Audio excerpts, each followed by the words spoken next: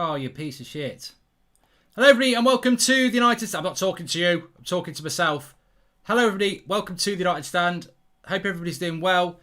We are live for Manchester United against Liverpool. Is it going to happen? At the moment, we think it is. There's protests going on at Old Trafford, as I'm sure many of you are aware. And we will bring you up to date with what's going on. But as we understand it, Manchester United have been at Old Trafford for a few hours now. And Liverpool, there's been decoy buses. This is a Liverpool's official team bus. It's understood that this isn't the coach taking the players to Old Trafford.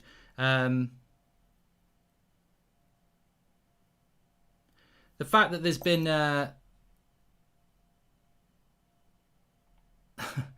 bus, it's mad. The Liverpool bus is on the way to Old Trafford. I don't know. It's very weird. It's very weird what's going on. I will bring you up to date with all the breaking news. But effectively, as we understand it at the moment, there's been a protest at Manchester United, as we well know. And many people have attended again. Fantastic from those people who have.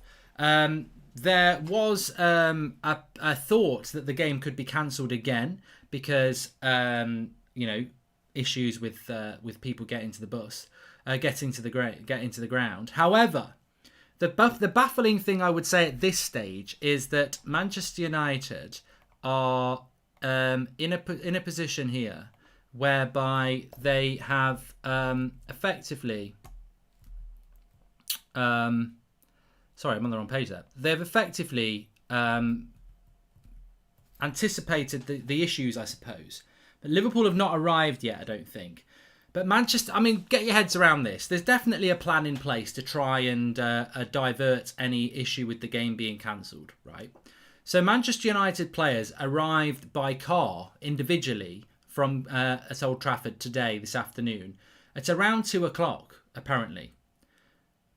But Liverpool are not there yet. And look, to me, it just sounds a little bit odd that you get the United players there, but you don't get the Liverpool players there. Who is United's biggest rival? Liverpool. What bus do you not want to be going through protesters, United protesters? Liverpool. Have they not thought about having some sort of contingency plan for Liverpool? It's crazy. Absolutely crazy. But yeah, I've got the pictures on the screen here at the moment. At Old Trafford, lots and lots of fans there, as you can see. Let me just get the subtitles on so I can bring you any updates that they bring there. Last week, barging in the stadium. This time, it's the decoy bus. It's always a few idiots clouding the real issue behind the protests. Says Subbo. Robert says if they cancel the game, I'll be so sad. But apparently the protest is all calm. I don't know what people are getting moody about. And don't defend the protesters, Mark. It's a disgrace.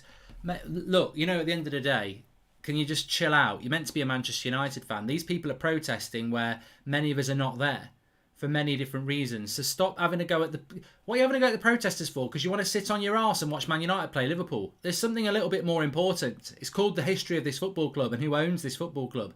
And I stand with the protesters, not literally because I'm doing the watch along, but I stand with them in relation to what they're trying to do. They're trying to bring out a big change at Manchester United. You can't just sit there and go, they're a disgrace because you want to watch Rashford play against Trent. There's a bigger thing here, much bigger thing. And if the game gets cancelled, I won't lose any sleep about it. If the game goes ahead, I won't lose any sleep about it. But what this is about disruption and showing that they're not happy. And if it goes on the news and it causes issues again, then it causes issues. What we don't want to see is people being injured and things like that. That's what we don't want to see. But as I said before, you are going to get a situation whereby if you want change, then you've got to want to push for change. Apparently the Liverpool bus is on its way, says Scott Very. Yeah, there's a lot. The game hasn't been called off. There is a lot of contrasting stories at the moment. Let me just see if I can do this for you. So Cavani's there. Manchester United players are there. Looks like there's a decoy Liverpool bus that's been blocked by Manchester United fans. I mean, it just shows you, I think that this game is probably going to go ahead. But the reality is that it just shows you the fear that is out there from Manchester United, that they are having to plan decoy buses and get players there 5-6 hours before kickoff. So yeah, it's interesting. Team news at the moment, I'm not aware of any team news. Points deduction, shove it up your arse. Look, as a Manchester United fan, it's all about opinion, of course it is, but why would a Manchester United fan give a shit about points deduction? If anything, a points deduction puts more pressure on the Glazers. So I don't know why you're bothered about a points deduction. I'm not bothered about a points deduction.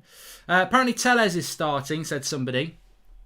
What's the Liverpool bus got to do with the Glazers? Well, if you stop Liverpool getting to the ground, then you cancel the game. If you stop the referee getting to the ground, you cancel the game. I mean, it doesn't say... I don't know whether we're dealing with Prats here, but they're trying to stop the game. That's what they're trying to do. It's as simple as that. Couldn't care less about repercussions. Protests are more important.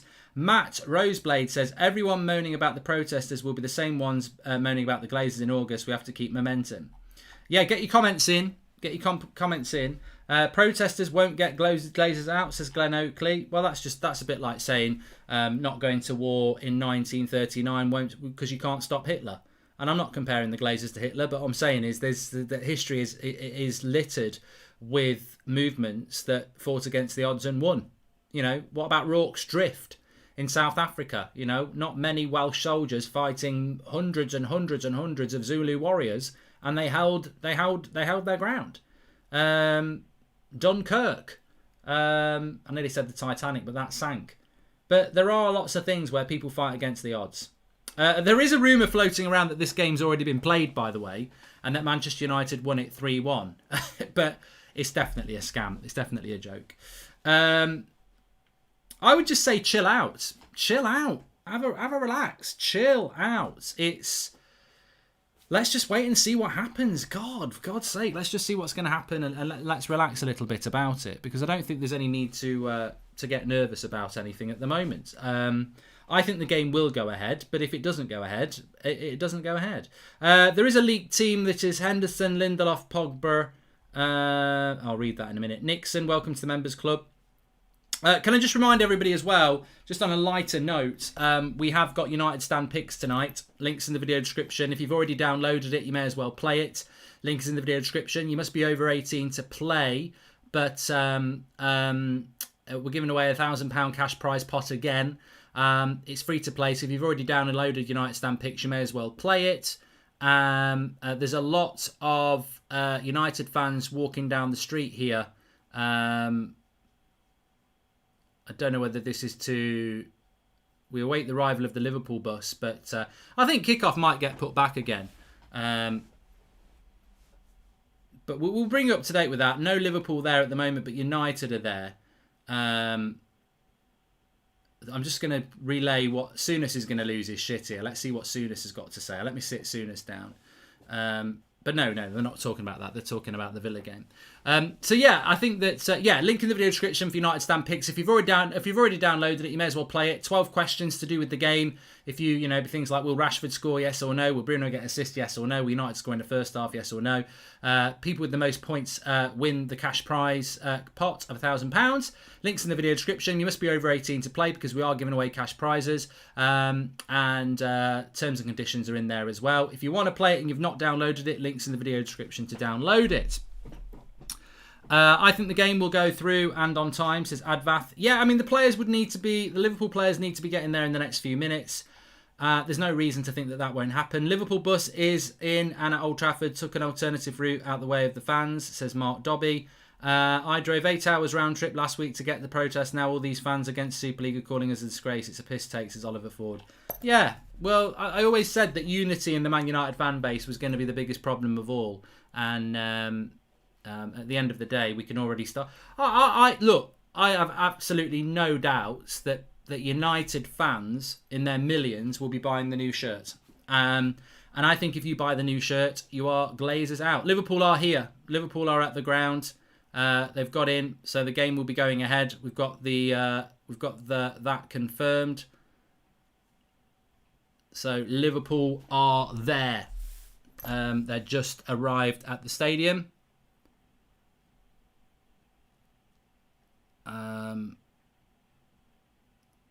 It's a covert operation, but Liverpool and United are at the ground.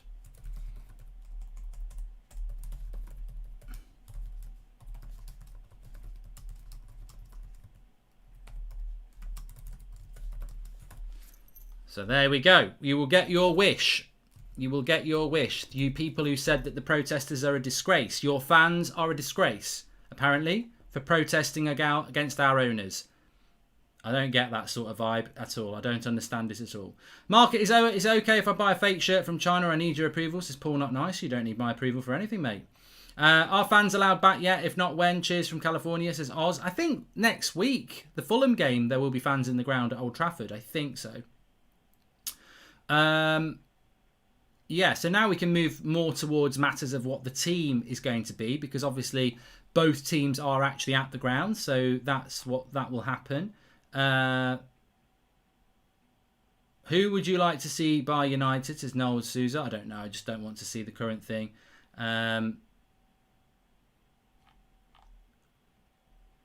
League team is Henderson, Lindelof, Pogba captain, Cavani, Rashford, Fred, Fernandes, Shaw, Wan-Bissaka, Twansebi, McTominay. I really hope Twansebi is starting, by the way. I would have gone with Twansebi ahead of Eric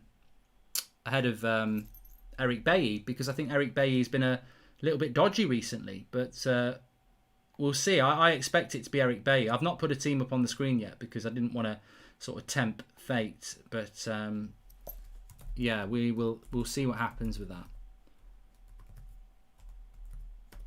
But Liverpool have arrived at the stadium.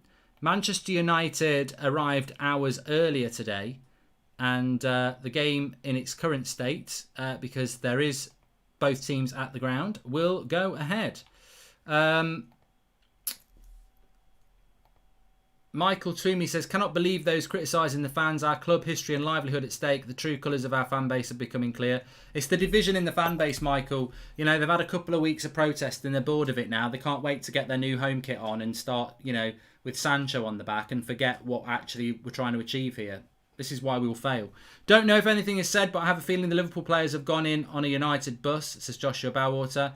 And do you reckon all this Sancho news and transfer targets come out to try and ease the protests, says Ginger Fury?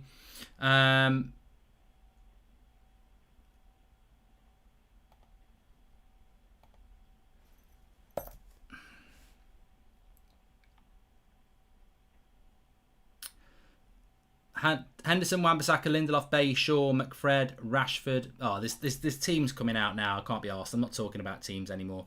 Apparently, Louis Campos has spoken to Sky as he's eyeing up a move to the Premier League. Why can't we snatch someone like him? So Sibo and Sir Alex Ferguson, never give in, is Oscar worthy. Shed a tear or two watching it. Well done for watching it, Brandon. And when the fans get back to the stadium, we should protest as well. Give a strong stance as Vera United. And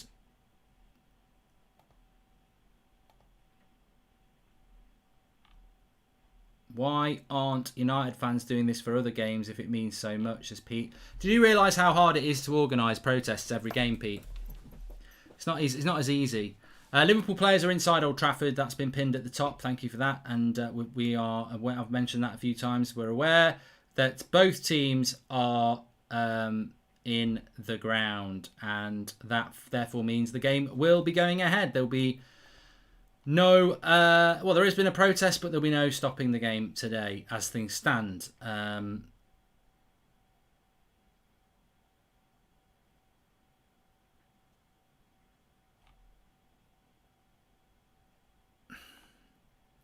I don't think the game will be delayed any further because it's kicking off at 8:15. Liverpool players are in.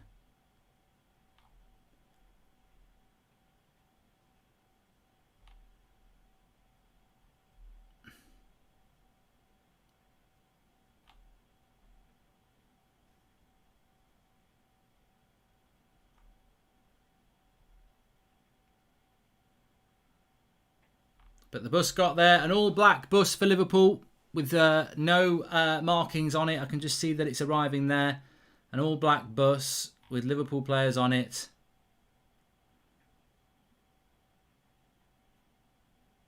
And they've got him in. They've got him in.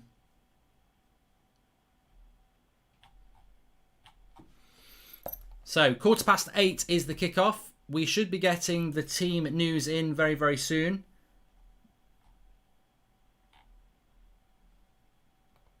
Liverpool players are on the pitch, just walking about. Big game. I mean, look, you know what? Talking about the protest, big game tonight for Manchester United.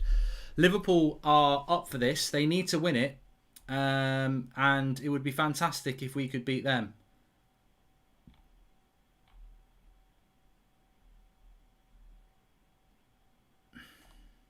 I want to see us win tonight. I don't want to see any...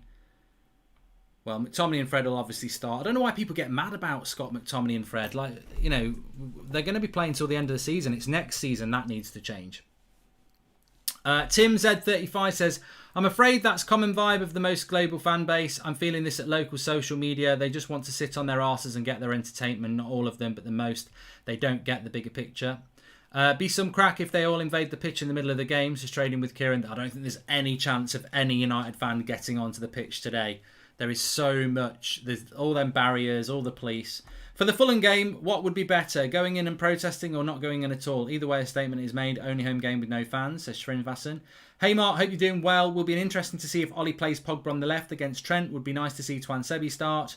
Thanks for the super chat there from Vignesh. And...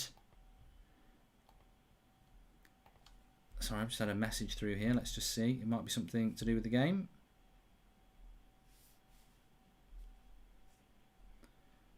It's not.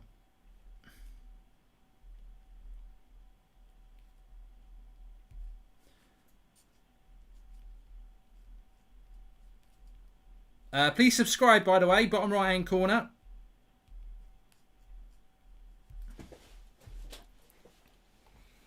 The club organising high-end security measures around Old Trafford. It's actually impressive, admittedly. If only they navigated the transfer market with such efficiency, we would be unstoppable, says Gerard Twomey. I know. I think that's worthy of a tweet, actually. I think you're absolutely spot on. The game is not cancelled. Apparently, the team news is out. Well, it shouldn't be out because it's not actually time for the team news to come out. But let me have a quick look.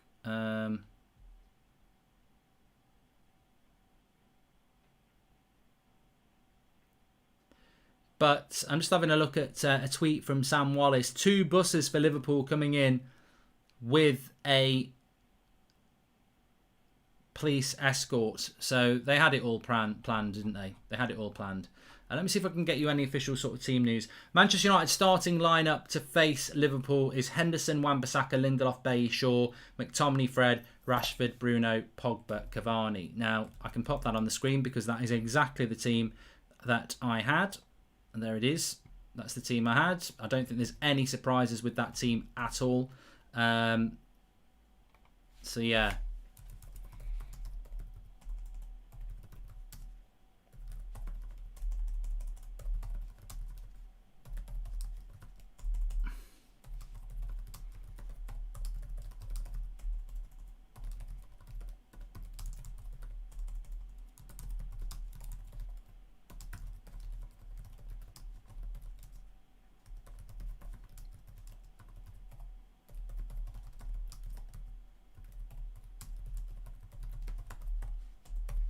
Right, check it out at Mark Goldbridge. I've just dropped a tweet out there. It'll probably bang. Here we go. This is from The Athletic. Manchester United turned corporate boxes at Old Trafford into bedrooms so that players arriving early to avoid fans' protest could try and relax inside the stadium before Liverpool, playing Liverpool. I mean, it's amazing. Absolutely amazing what that protest a couple of weeks ago has done, in the sense that Manchester United have had decoy buses for Liverpool. They've had their own players turning up 8 hours early. They've constructed a fort outside Old Trafford at great expense, all because of a protest about these shitty owners. And it just it frustrates, actually. It's frustrating how they can pull their finger out their arse and organise something like this to get a game of football on, but they can't pull their finger out their arse to, you know, give the women's football team this the resources they deserve, or, you know, maintain Old Trafford so it's not a shithole. You know, pay the money for Jadon Sancho for the manager so that we can build out. It's silly. Hi Mark, hope you're keeping well. What's the score done? What score done you fancy? Says Daniel Derbyshire. I'm going to go with a draw in this one, Daniel. Welcome to the Members Club Knitors as well. Thank you very much for joining. You can do that by clicking the join button. But I do sense a frustration. Mcguire won't be starting because he's injured. I do sense a frustration because this is just typical money men, like the Glazers. They don't want to spend money, but when their reputation is in tatters, they'll suddenly spend all the money it takes. I could almost imagine being a fly on the wall when they were talking about this game, and I can imagine the Glazers saying, "Spare no expense, we get that game on. We don't let the fans win this time." And you know they've gone and spent the money to make sure it happens. That lineup is a leaked official lineup. I think you could pretty much take it to the bank that it is true.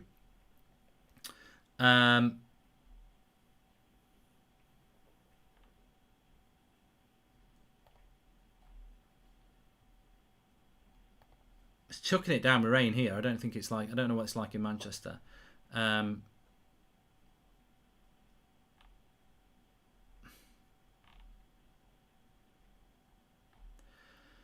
There are still fans obviously at the ground, but obviously as well a major police presence there, and I mean the protests will continue. Of course they will, but there's not a lot they can do in relation to the game because there is the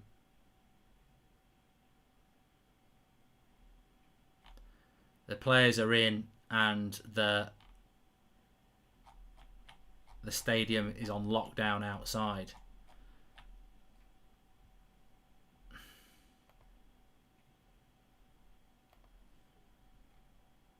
So, Manchester United's team news is there on the left-hand side of me. No surprises with that team. Then Henderson was always going to come back into goal. Wan-Bissaka, Luke Shaw, and Lindelof were always going to play. Eric Bailly playing. I think he's looked rusty the last two games. I really do. I would have gone with Tuanzebe, but as we know, Solskjaer just doesn't fancy Tuanzebe unless he absolutely has to use him. McTominay and Fred always going to play. There isn't actually any option to do anything else. Matic played 2 nights ago, but he wouldn't pick him anyway. Bruno obviously was going to play. Pogba, Rashford and Cavani. Greenwood not going to start, having started the other game.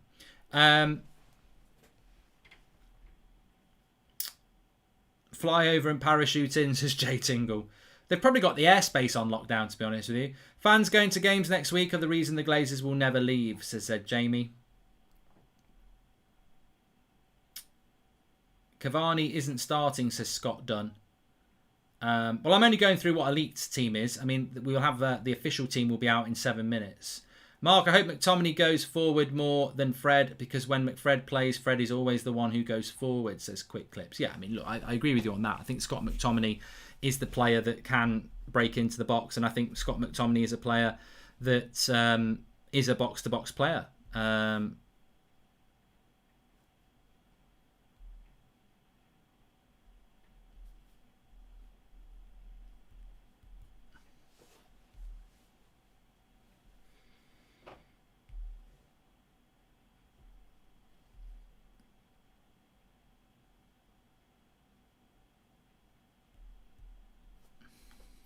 So get your questions in. Annie Bro says McTominay's crap everywhere. We don't need that sort of thing. Hi Mark, what do you think would happen when we get 10,000 fans inside the ground on Tuesday, says Harvey Ford. I don't think anything will happen on Tuesday. I think those fans that are in the ground, most of them will probably be, I wouldn't be surprised if the ballot mysteriously picks lots and lots and lots of families and people with kids, because those sort of people are not going to do anything other than go and watch Rashford and Bruno. Singing about signing on whilst protesting billionaire owners, you lot deserves the Glazers, says Ryan. And hi Mark, what do you think? I've done that one as well. Glazers can say they have invested in the team with defence outside Old Trafford, says Troy Saws. And the club will do whatever they can to save the Glazers getting exposed, says Advath.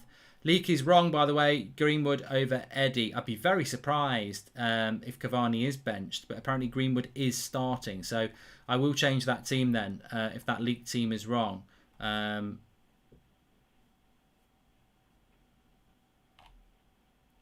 have a quick look here.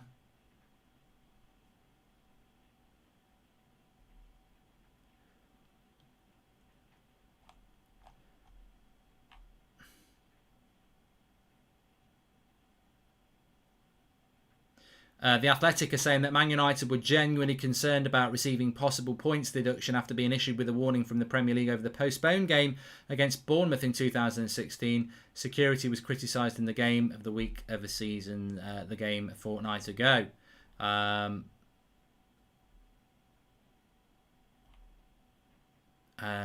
Liverpool team is apparently Alisson, Trent, Reece, Nat.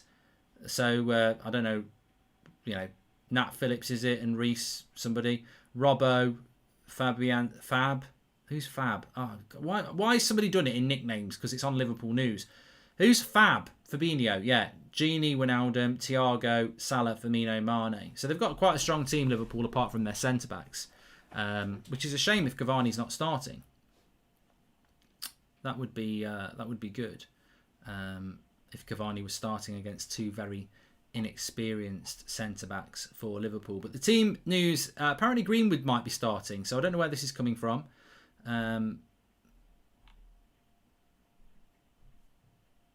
Yeah, they're using line of duty tactics here.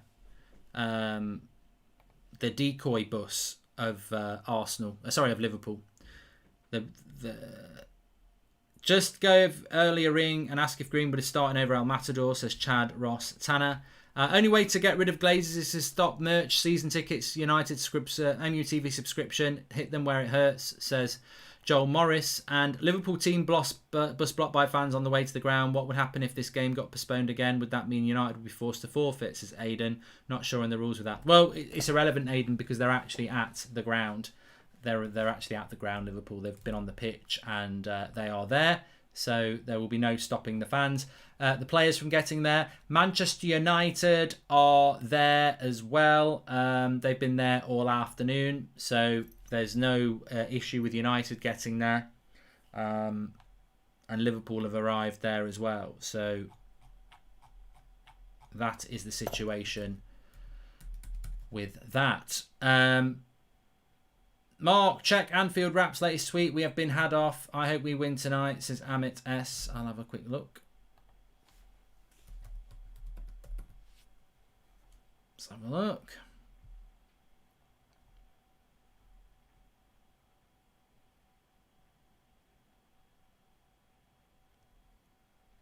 Oh, Liverpool fans are just mocking the protest. But all I'd say to Liverpool fans mocking the protest, you are unbelievable as a fan base, and that's not me being positive about you. I can't understand how Liverpool Football Club, with a great rich tapestry of history and a brilliant fan base that's very loyal, have just taken an apology from your American owner when he was going to turn his back on your history in European Cups and take you into an uncompetitive Super League.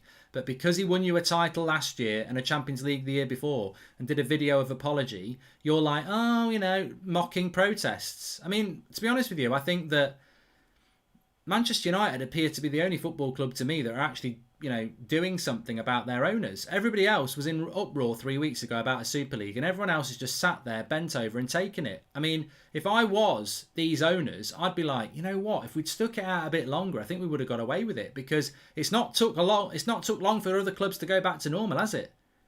I'll tell you what, if you tolerate this, your children will be next. I don't think that Super League is the end of it. FSG have invested. I couldn't give a shit if they've invested, mate. I couldn't give a shit if FSG has invested in Liverpool. The reality is they still tried to destroy the football club and what it stood for.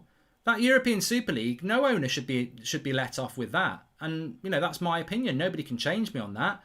It's not my business to stick my business in Liverpool's club. Of course it's not. But I am a little bit surprised that Liverpool, of all clubs, have just let it go. And then they have the audacity to take the piss out of our protest and start making it about a fan rivalry when 3 weeks ago we were all on the same page. I think it's a bit. I think it's a bit low. These people who are taking the piss out of United fans protesting, because at least we're trying to do something. Everyone else, I tell you what, I say it again. If I was one of these rich owners who tried to do the Super League, I'd try again in a couple of years, because realistically, one week of bad news and then you get away with it. Bruno is the captain, apparently. Let's have a quick look. Bruno. Came from Sporting like Cristiano. La la la la la la la la la la la la la la la la la. So it is the team I've got on the screen, but Bruno is the captain. Love it. Do you really like it? Do you really like it? We're loving it, loving it, loving it. We're loving it like that. Iron appa. Iron appa. Iron appa. Do you really like it? Is it? We're loving it, loving it, loving it. We're loving it like that. Bruno. Oh, stop singing now. So Bruno's the captain. Captain vibes for Bruno. Shambone, motherfucker. The United lineup then is Henderson, Wan-Bissaka, Lindelof, Bayshaw, Fred McTominay, Bruno, Rashford, Pogba and Cavani. The bench is De Gea, Williams, Twansebi, Tellez, Matic, Mata, Ahmad, Greenwood and Van der Beek. So that's your team. I don't think we'll be using much of the bench because most of them played quite a lot only 48 hours ago. Don't forget that. We played 48 hours ago in that absolute joke of a game against Leicester. So yes, big protest by Manchester United fans again, but the game will be going ahead. Bruno is the captain.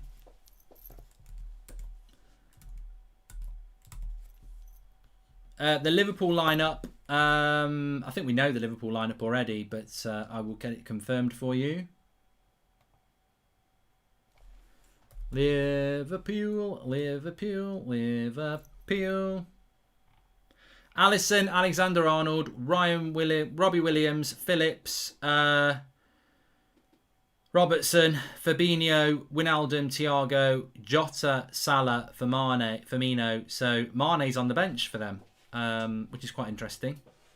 Don't know why that is. Answers on a postcard for that. But yeah, Jota or Jota or however you pronounce it starts for Liverpool.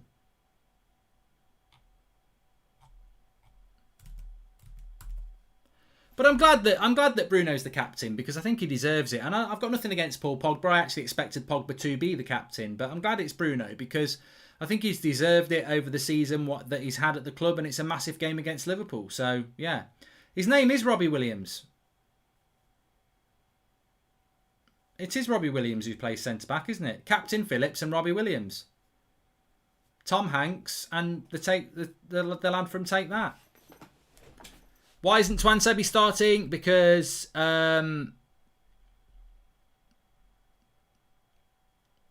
he's gone with Eric Bailly. I would have gone with Twansebi. Twansebi was man of the match for me on Tuesday night. Eric Bailly wasn't very good, but he's gone with experience, hasn't he?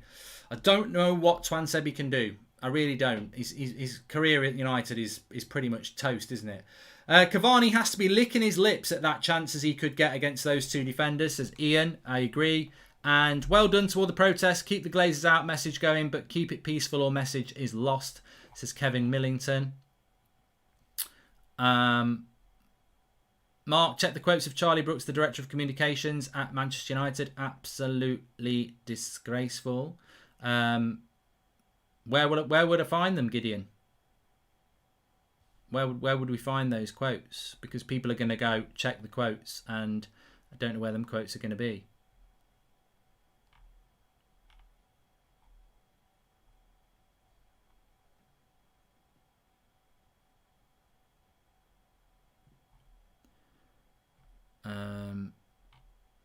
Let me know if you know where they are, and I will read them out. But I can't read them out if I don't know where they are.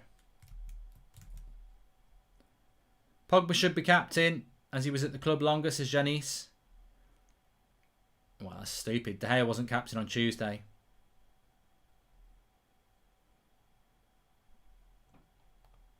Do you think United fans would continue to protest if we actually won anything of relevance these past 5 years? Yes, they would protest. What I love about these comments from people like Jose Ramirez is that Manchester United fans were protesting in 2010 and we just won the league. So, you know, do your history before you start getting clever. Hope you're doing well during Mental Health Awareness Week. Check up on your friends and family people, says Sam Ray. Great comment there. Thanks, Sam. You're absolutely bang on, Mark. Every other club has bent over and took one. Not United. We want our club back, says Ian Carlton. I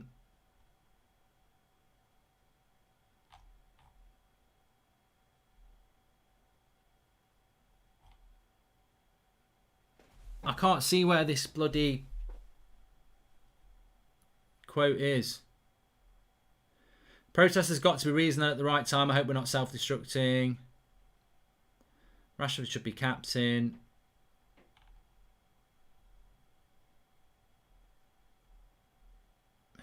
How is he being clever? He was asking. Those Liverpool centre-backs are there for the taking, says Andrew O'Brien. You know, in a footballing sense, I can't see United losing tonight. I really don't. I think that will be too... I mean, look, we haven't got Harry Mcguire, which makes us a little bit... makes it a little bit interesting, but I think we'll be all right. They'll be all right. Sky Sports Twitter. Let me have a look. I'm trying to find these quotes.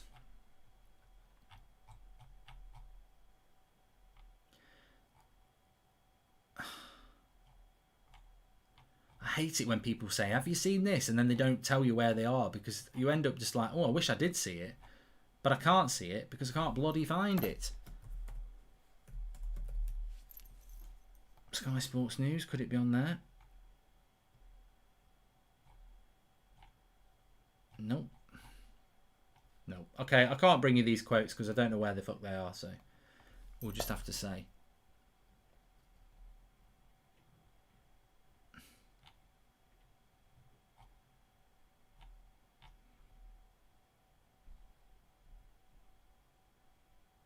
Oh, on Sky Sports, yeah. Charlie Brooks, Manchester United Director of Communications. The owners do care about the club and are committed.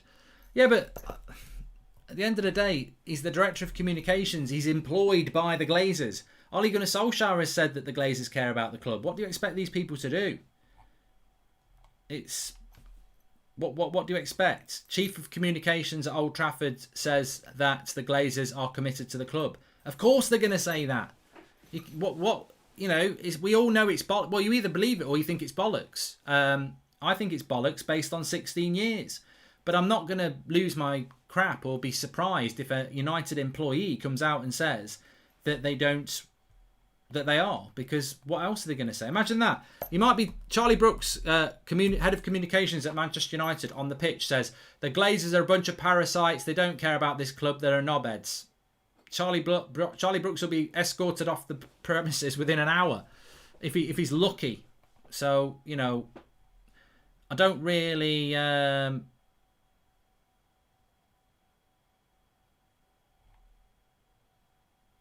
really have a lot to say about that because I think it's, you know, it's like Turkey's not voting for Christmas. It's not a surprise, is it? It's logical. So there you go. I can't believe that somebody this morning tweeted out the team like they were in the know. I saw somebody this morning tweet out that team like they were in the know. Like, I'm not in the know, and I had that team out on the preview yesterday. You're not in the. This is what I mean about people on Twitter who are put ITK. Why? There's no reason to hide your identity. Absolutely. Does Fabrizio Romano hide his identity? Does Simon Stone hide his identity? There's no reason to put ITK and pretend that you know something that people with a real name will come out and say anyway. And that predicting that team today is like predicting Christmas will be on December the 25th this year, because it's so obvious that he was going to pick that team. Mcguire can't start because he's injured, TC. Please subscribe, by the way. Bottom right-hand corner, we're trying to get up to 45,000 today. And we're on 791. It's just changed. 791. So get your questions in anyway. We've got a big game coming up. 45 minutes to kick off. Sky Sports, mate. Guys are Pratt. It's a video, says Jamie Brownlee. I've just seen it yet. Liverpool fans seem to be more interested in protesting for United getting a points deduction than the fact that their owners tried to screw them. Hey Matthew, I do sympathise with Liverpool fans why they want us to get a points deduction, because they're desperate to get into top four and they've probably got no chance. What's up, Mark? Says Marlin. If the Glazers end up selling the club, what if they sell the club to incompetent owners just like them? Mate, look, what a waste of a question that is. I mean, what does that mean then? If we're living in a pigsty, we just stay wallowing in shit.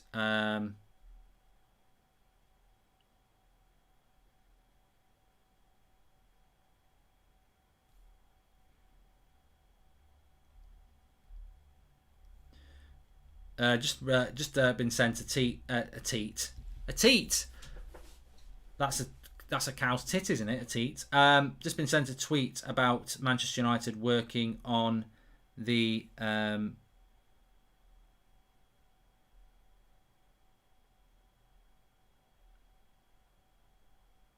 god, have you seen this picture? Lads at the protest with Boycott United sponsors, and they've got Adidas, Chevrolet, United tops on. At least they're there. At least they're there. That's all I can say.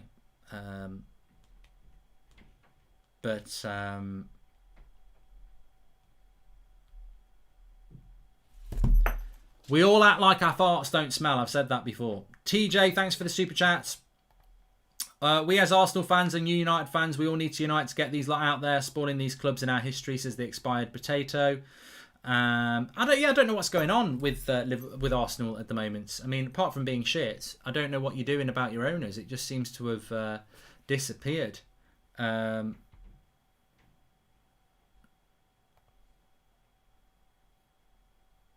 Charlie Brooks has surprised me. Why is Janine Butcher even working for the Glazers? If you know, you know, Marty. That actually did make me laugh. If anyone's interested, I'm finishing off on my Grand Theft Auto. I'm right near the end of the game tonight at about 11 o'clock. I'll be on Twitch, Goldbridge TV on Twitch. Split screen on BNSP for the games, says McNally. And if Bruno does well as captain, in your opinion, do you think he'll keep hold of the captaincy? Says Man U Dude 02. Does Ole Gunnar Solskjaer strike you as the sort of manager that likes to change things? Look, he's stuck with Magaluf all season when people like Rio Ferdinand have said he shouldn't be doing it. He's stuck with McFred all season when the whole world has been telling him not to do it. Bruno Fernandes could score 20 goals tonight and he'd still give the captaincy back to Harry Mcguire when he's fit. So that's not going to happen. Mark, here's a humble contribution to this fantastic channel in light of a new job offer I received. Says Salah. Well done, Salah. Hope the job goes well if you take it. Can you give a shout out to my boyfriend Dylan? We both love your channel and he's watching right now, says Saren. Shout out Dylan. Also sent that without a message like an idiot, says TJ. At work for the game, have a drink for me, cheers, says TJ. Thanks very much for that. I do feel like having a drink tonight, actually. I do feel like having a drink. I'll have to get that sorted.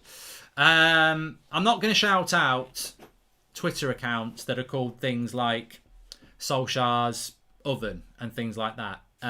There is absolutely no need for an in-the-know account to not use their real details. And I've always said this. I'm not saying that they're not credible, but if they want credibility, then they should use their real details. Because Fabrizio Romano does. Fabrizio Romano said we were in touching distance of Jadon Sancho last August. Did he get banned? No. So all these bloody fake accounts and hidden accounts and stuff, if you are real, why don't you use your real details?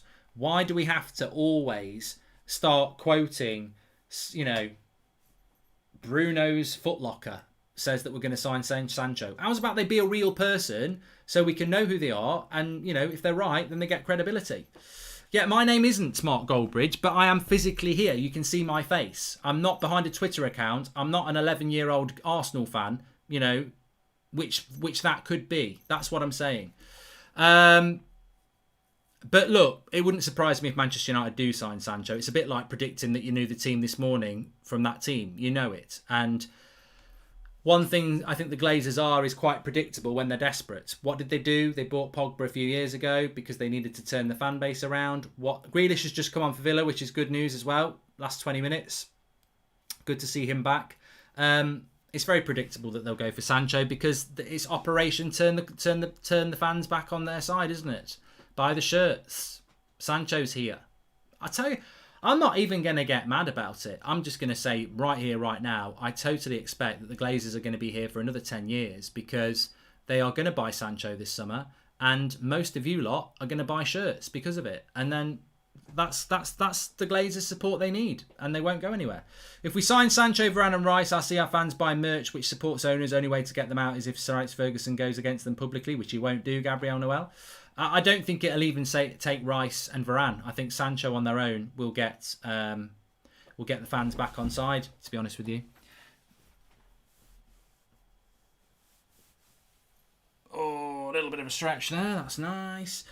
Big up the channel. Keep up the great work, says Jozu. Thank you very much. And real deal, guys. Aston Villa is nothing without Grealish. Sancho isn't the player you think he is. Okay. And Mark, are you sure you're not the famous Zayn? Says Lee Taylor. 100%. 100%. And think Bruno will get armband if we win all the games? No, Jack. It's not going to happen. Ollie is loyal. He's a loyalist to his players, as we've seen. Can we have some green and gold merch from United Stand? Looking to buy them instead of the new kit, says Subbo. Yeah, check out the link in the video description for the United Stand merch, which I think is in the second paragraph. We have got green and gold t-shirts, and the new Cavani hoodies are in green and yellow as well. Hi Mark, love the show. What are your thoughts on Thomas Soucek? Says Sam Hollingworth, good player, had a very good season. Sheraz says that United's first priority needs to be either a CDM or a centre-back. A forward can wait. It won't be though, will it? We'll go for the glamorous signing. And the Cavani T is 6, says Carl Baker. Thought Axel would start over Eric tonight. He was by far the best defender on Tuesday, says Chobby. Yep, I agree. And my prediction tonight... Well, what's everybody else's prediction for the match tonight, by the way? We haven't really spoken about that. What is your predictions for the game tonight? Because I'm thinking it'll be a draw. I'm gonna stick with 1-1. I think it'll be a draw. Yeah, that's my thought process. A draw.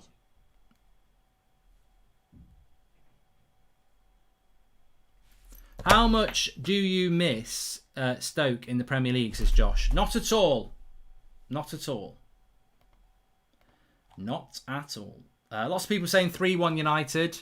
Are we confident tonight, says Kieran Dowling. Uzama says, I'm Glazers out, but will you guys go mad at me if I say I like the kit? You can like the kit. If you buy the kit, your Glazers in. It's as simple as that. There's no different way of dressing it up. If you buy the United kit this summer, your Glazers in. It's as simple as that. I mean, I'm not even saying you shouldn't buy the kit. I'm just saying if you do, you are supporting and funding the Glazers. And that's a choice that every individual has to make. I'm not going to tell people not to do it. There'll be plenty of people who do, but if you do it, then you are effectively supporting the game. Then, what are the chances of United signing Harry Kane, Stephen? None. And can we have some Glazers out merch, says Rahul. I've just explained that. If you had the honour of meeting Sir Calamity Jones, what would be your first words to him, says Subbo?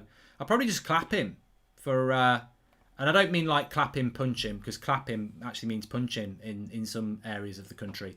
I would actually clap him and say, well done, because you've earned hundreds of thousands of pounds for not playing. Welcome to the Members Club, Lee Houghton. Thank you for doing that. If you want to become a member, you can do. Get your little badge next to your name, like Lee. Reminder as well, if you want to play United Stand Picks, link is in the video description. A lot of you have already downloaded it, so you may as well play it anyway. You can play it every game. It's free. £1,000 cash prize pot. You've got to be over 18 though, because we're giving away cash prizes. 12 questions to do with the game. Things like, will Rashford score? Yes or no. Will United score in the first half? Yes or no. 12 questions like that. There's a live leaderboard once the game kicks off as well, so you can see how you're doing. The people at the top of the live leaderboard win the £1,000 cash prize pot. So link is in the video description if you want to play that. Download it and play. If you've already downloaded it, you may as well play it because it's free to play. Terms and conditions are in there as well. Why do you not show the match, says Shane? Because as big as the United Stand is, it doesn't have exclusive rights to the Premier League yet. Maybe one day. I certainly think that... imagine if you could watch the game with my commentary. Like, that would be the perfect thing, wouldn't it? Why has nobody thought of this yet? I'm a much better commentator than anybody else because it's real and funny. And I'm blowing my own trumpet, which is what I've done most of my life. I failed my final exam today and I'm depressed. What can I do? Says Sunday A. When you fall off your horse, pick yourself up, dust yourself down and get back on that horse. Get on your horse and drink your milk. Simple as that. Get up. Shut up and drive. We can't drive a horse. But you got to get up. Lick your wounds. Not literally. And get up. Like to think we win this today, but we are playing at home. Anything can happen. Hopefully Bay doesn't do something reckless today, says Yuri Frost. I think it's unfair to say people who buy shirts are Glazers in. If you bought a shirt in the last 16 years, are you also Glazers in? I know, yes. You are. You're right. I've bought shirts, not for myself, but I've bought merchandise in the last 16 years and I've supported the Glazers. But I don't think it's unfair to say that if you buy a shirt this summer, you're Glazers in. We've never been in this situation before. They tried to put us in a Super League. They've destroyed this football club. The Old Trafford is falling apart.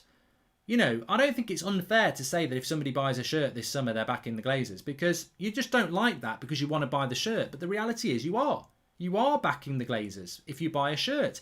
Buy it. Crack on with it. But don't try and justify that you're not backing the Glazers because you are. Hey, hi Mark. Love your work ethic. How many days in a row do you think you've been live? When was your last day off? Thanks, mate, says David. I've had a day off before. I mean, probably... I don't think I've had a day off this year. With all due respect, Sir Calamity Jones has had a major say in your career growth. If you know, you know. Says Subbo. And I'm saying 2-2. I support 50+1, but not Glazers out because without capital investment, I don't think we get far. Says Sam Ameson. Mark, let me know what I can do from India and playing my part in the war against the Glazers. We need to unite from all parts of the world, and many are here. I agree, Saga. Hi, Mark. Do you think Ollie still has the teammate mentality when it comes to moving on or dropping players? Says William Reynolds. We'll see. We'll see what happens this summer, I suppose. Can we please have one Eddie Varney song, please, to get the mood going? Says Ben Anderson. There's not a goal out there, do-do-do-do-do, safe from Matador head, diddlin, diddlin, diddlin, diddlin, diddlin, diddlin, diddlin, diddlin. Give it to Eddie Cavani. Pass him the ball and let him score all the goals. Can I just say I didn't invent this song as well? I'm tired of it. But I didn't invent this song. I heard it, I think it's very good, and I sing it. It's a bit like listening to Eminem's latest release. Or, you know, Michael Jackson. Well, no one wants to be near Michael Jackson's latest release. Well, you couldn't do anyway. He's rest in peace now, isn't he? But, yeah, I didn't invent that song. I've probably given it a lot more coverage, but I didn't invent the song. And I'm fed up with people thinking I did invent it, because I didn't. It's a crap song anyway, says Damie. Okay, Damie. Mood killer.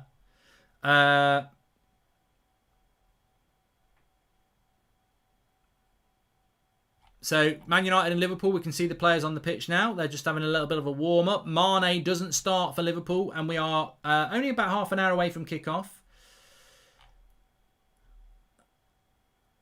What happens to the protests? I think the protests are still going on. There's not a lot they can do other than protest outside the ground. This is the thing about this is the thing about the protests, isn't it? If they're done properly and the way people want them to be done, then basically it's just a few hundred people stood outside, you know, shouting. They're not gonna storm the pitch or anything like that, are they? So, you know.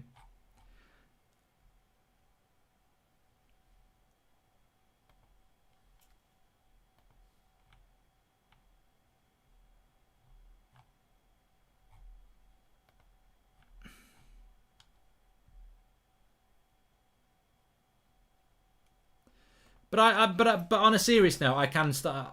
The thing that I've always been concerned about is that I can see the splits in the fan base starting. Time is always a great healer, and I just think that the apathy will start to set in. We'll get linked to players, we'll buy players, and people will think, oh, things aren't that bad. And then next season we'll be third or fourth with McTominay and Fred playing in the midfield, and people will be annoyed again. And then people who wanted to do something now will say up yours because you all backed off. You all went and bought shirts. You all got excited about new signings. You all forgot, and now you want to do something about it, and it'll be too late. But you know, you can't dictate people.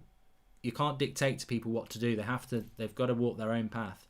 But I'm a little bit disappointed that Twan Sebi's not starting.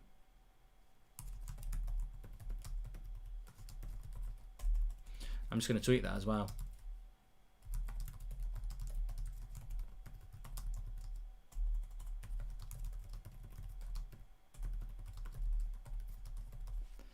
Give it to Eddie Cavani. Pass him the goals and I'm scoring the goals.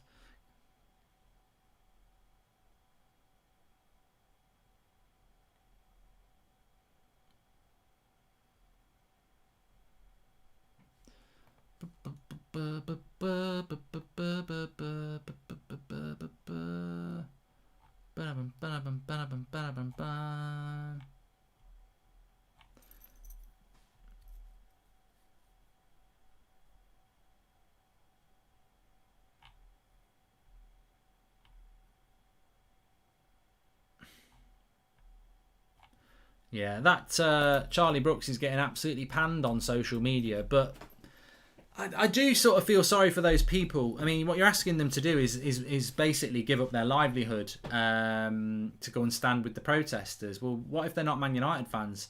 A lot of United's board are not United fans. Richard Arnold is not a United fan and he's the favourite to take Ed Woodward's job. These people are employees and they're working for the Glazers. And when they come out and say the Glazers care about the club, what do you expect them to say? They're employed by them. Not buying more jerseys because the horrible designs, it looks awful with the new sponsor. Nothing is going to happen if I don't have a jersey anyway, says Paolo Ramirez. Welcome to the Members Club, Arsham. A few super chats to catch up on here. Please call Austin a prat. He supports Chelsea, says TJ. Austin, you're a prat. Good team. I really hope Ollie realises that McFred isn't the way forward. I'm very scared he will continue with them next season, says Vignesh. And apparently the game's off, says Leighton. I say, well, the game's they're gonna have to work very hard to get the game off now because they're in the ground, and yeah, it's going to go ahead without a shadow of a doubt. If we were to sign a holding midfielder, you expect United to play a solo CDM? I do, Stephen, because that's what he did on Tuesday. Mark, I agree that if fans buy the shirts, they're basically funding the Glazers, but are fans going to games no different? Fans going to the final really disappoint me, although everyone has the right, says Zed Jamie. I mean, yeah, I can't argue with that, Jamie. Could I get a signed football from you, please, says Big H. It's hard to do because I haven't got a football. Apparently Katy Perry is at the protest, says AH Films. She gets around a bit. She was at the Villa game on Sunday. 50+1, Glazers out, Oliver Gill for CEO, says Roger Benjamin. And how to see match day experience going once fans are back, supporting the team versus protest the Glazers, says Rich. I don't know, mate. I don't know how that will go. You know, I think it's going to be interesting to see how it goes because everybody. The thing about what I would say is the thing that's really important is that everybody's got a decision to make. Everybody's got their own path to take, and everyone's got an opinion, and everyone's entitled to an opinion. And that's what this channel's always been about, is about opinion. I think if I buy the United kit, it'd be interesting. I'll ask Flex actually when we get him on, because he likes the kits, and if my daughter likes the kits, I buy her the kit every summer. If I buy her the kit this summer, which I'm not going to do, but she will ask for it, I'm funding the Glazers, so I'm not going to do it. I'm not going to be a hypocrite. But will everyone else make that choice? I don't know. But if you do buy a shirt, I think you are funding the Glazers. Therefore, you are supporting the Glazers. Therefore, you are Glazers in. It might seem a little bit simplistic, but in my mind, it's definitely true. But we've all got our crosses to bear, and we've all got our opinions, and that's the way it is. That is the way it is. Why am I not on the screen? Right, I've got Flex there, but he can probably talk, but I can't hear him. Let's rectify that. Let's flexify that. Let's go. I'm going to ask him that question first about the old... Can you lot hear me? Flexify. Not crisps. The shirts. Hello, can you hear me, Flex? Yeah, I can hear you, man. Just saying there, if you buy the shirts... you're supporting the Glazers. You like to buy shirts. Will you have a difficult choice this summer if there's a shirt that you like? Yeah, I'm not trying to do that. Oh, look at me thing, but I do get a lot of shirts sent. And even so, same sort of thing. Like, I'm not trying to do it. Yeah, I think you're right. If you, everyone's saying it's echoing. I don't know if. Oh yeah, it's me. Yeah, it's me again. Yeah. You always forget that bit, innit? Yeah, there we go. They'll be fine now. Sorry about that, everyone. Yeah. With what's been going on, it's difficult, innit? Because if you do go and buy the shirt, 100%, you are funding the Glazers. But also, I was talking on a show and people were saying that actually the money is already gone. They've already made the money for the shirts from Adidas because they're the kit supplier. So the money that's been, when they bought in bulk, the money's already been spent. But it's the pressure on the sponsor, though, isn't it? It's the pressure. Exactly, because you can still impact it. Because if JD say, right, Adidas, give us 200,000 units of this shirt, but then they can't shift it, what's that going to do for, like you said, the sponsorship? It's going to be like, oh, flipping it. Well, we're not going to be investing into these shirts anymore. It was a shit investment. So it's all round about the place. So yeah, for me, I definitely won't be buying any shirts and stuff like that. And even if some get given to me, I'm kind of going to be like, well, all right, I'll just leave that there, sort of thing, because it's bigger than that now. You've got to try and show your support of not supporting, if you know what I mean. But I get it though. I mean, you said it there. You got little ones, like you're gonna have to tell Maddie, we'll get this type of shirt, which is you should have to wear United Stand shirt or something, or get the knockoff one from Turkey from the fruit seller when you go there or whatever. But well, we're both wearing Adidas, and people are saying, why are you wearing it? Well, this was a free gift, and it's got United Stand on it, and that's probably a training top that you've had for quite a while. I have got. This ain't even Man United. This ain't even a Man United top. This is just an Adidas jumper. Yeah, I have got United Adidas stuff, and I haven't worn it since the Super League thing, and I won't wear it. So that's just a personal choice. Yeah. But this is where I think it gets a bit nuts though, because that money's already spent. Like if you bought a shirt 4 years ago, or you bought a shirt 3 years ago, don't get me wrong. Like, okay, you could say, by putting it on, you're showing support for them. But by putting it on now, a shirt that you bought 3 years ago, you're just showing support for your team. In this moment when we know what's gone on and what we're trying to achieve. Isn't it? Exactly. You can't criticize someone for that. Because then what we're going to do is say, don't buy any Nike stuff, because the Glazers were still here when in 2013 when we had the Nike kits. Don't put on that kit from when we won the league. With the checkered thing, or it said Aon in it. Don't give that back. Try and find your receipt. You can't do that. It's to be honest, it's whatever your conscience wants at the end of the day. Because there will be people. Look, there's a lot of people in the live chat say, "How can I get involved? I don't live in the UK. This, that, and the other." I would say, target the sponsors. Don't buy the shirt. Well, you saw the sponsor pulled out 200 million, and they're Manchester-based last week. That's the type of thing that's going to have the knock-on effect on this. There's now currently no kit sponsor for the training top for next year. They got to search for a new one because that team they pulled out. So those are the kind of things that need to happen. 100%. Let's talk about the team. You guys should make United Stand kits with the new signing's name on there instead of us buying the new United kits, says Mohammed. My dad always listens to your commentary with the TV volume turned down, says James Green. He sounds like a genius. Not buying more jerseys, says Paolo. It looks awful with the new sponsor, and we've done that. Okay, so yeah, the players are there. Obviously, there's not going to be... we were talking about this afternoon, whether we thought the game would get cancelled. They've obviously put a lot of effort into decoys. I mean...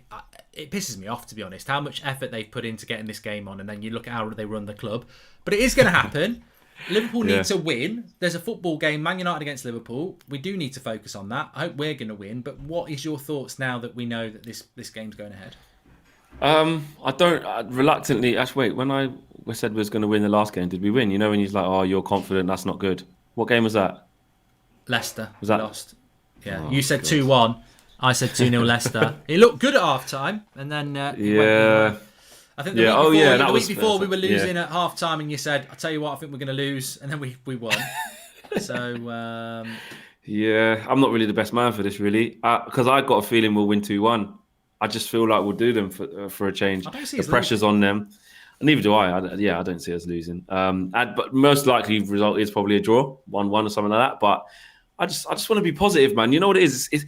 I've done the pessimistic stuff all the way through the season. So because we've kind of sealed our fate in the top four, Second, like Chelsea have to play Leicester next. Even if we lose this, it's not really the end of the world. Like it's, it'll be horrible. Exactly. It's more that, and that's why I'm going on the side of like I'm just being upbeat about it and think we'll beat him. And I keep saying it's been ages. It's been a while since Rashford sat Trent down when he cut inside. That's the last time we beat them. For that 2018, I think that was.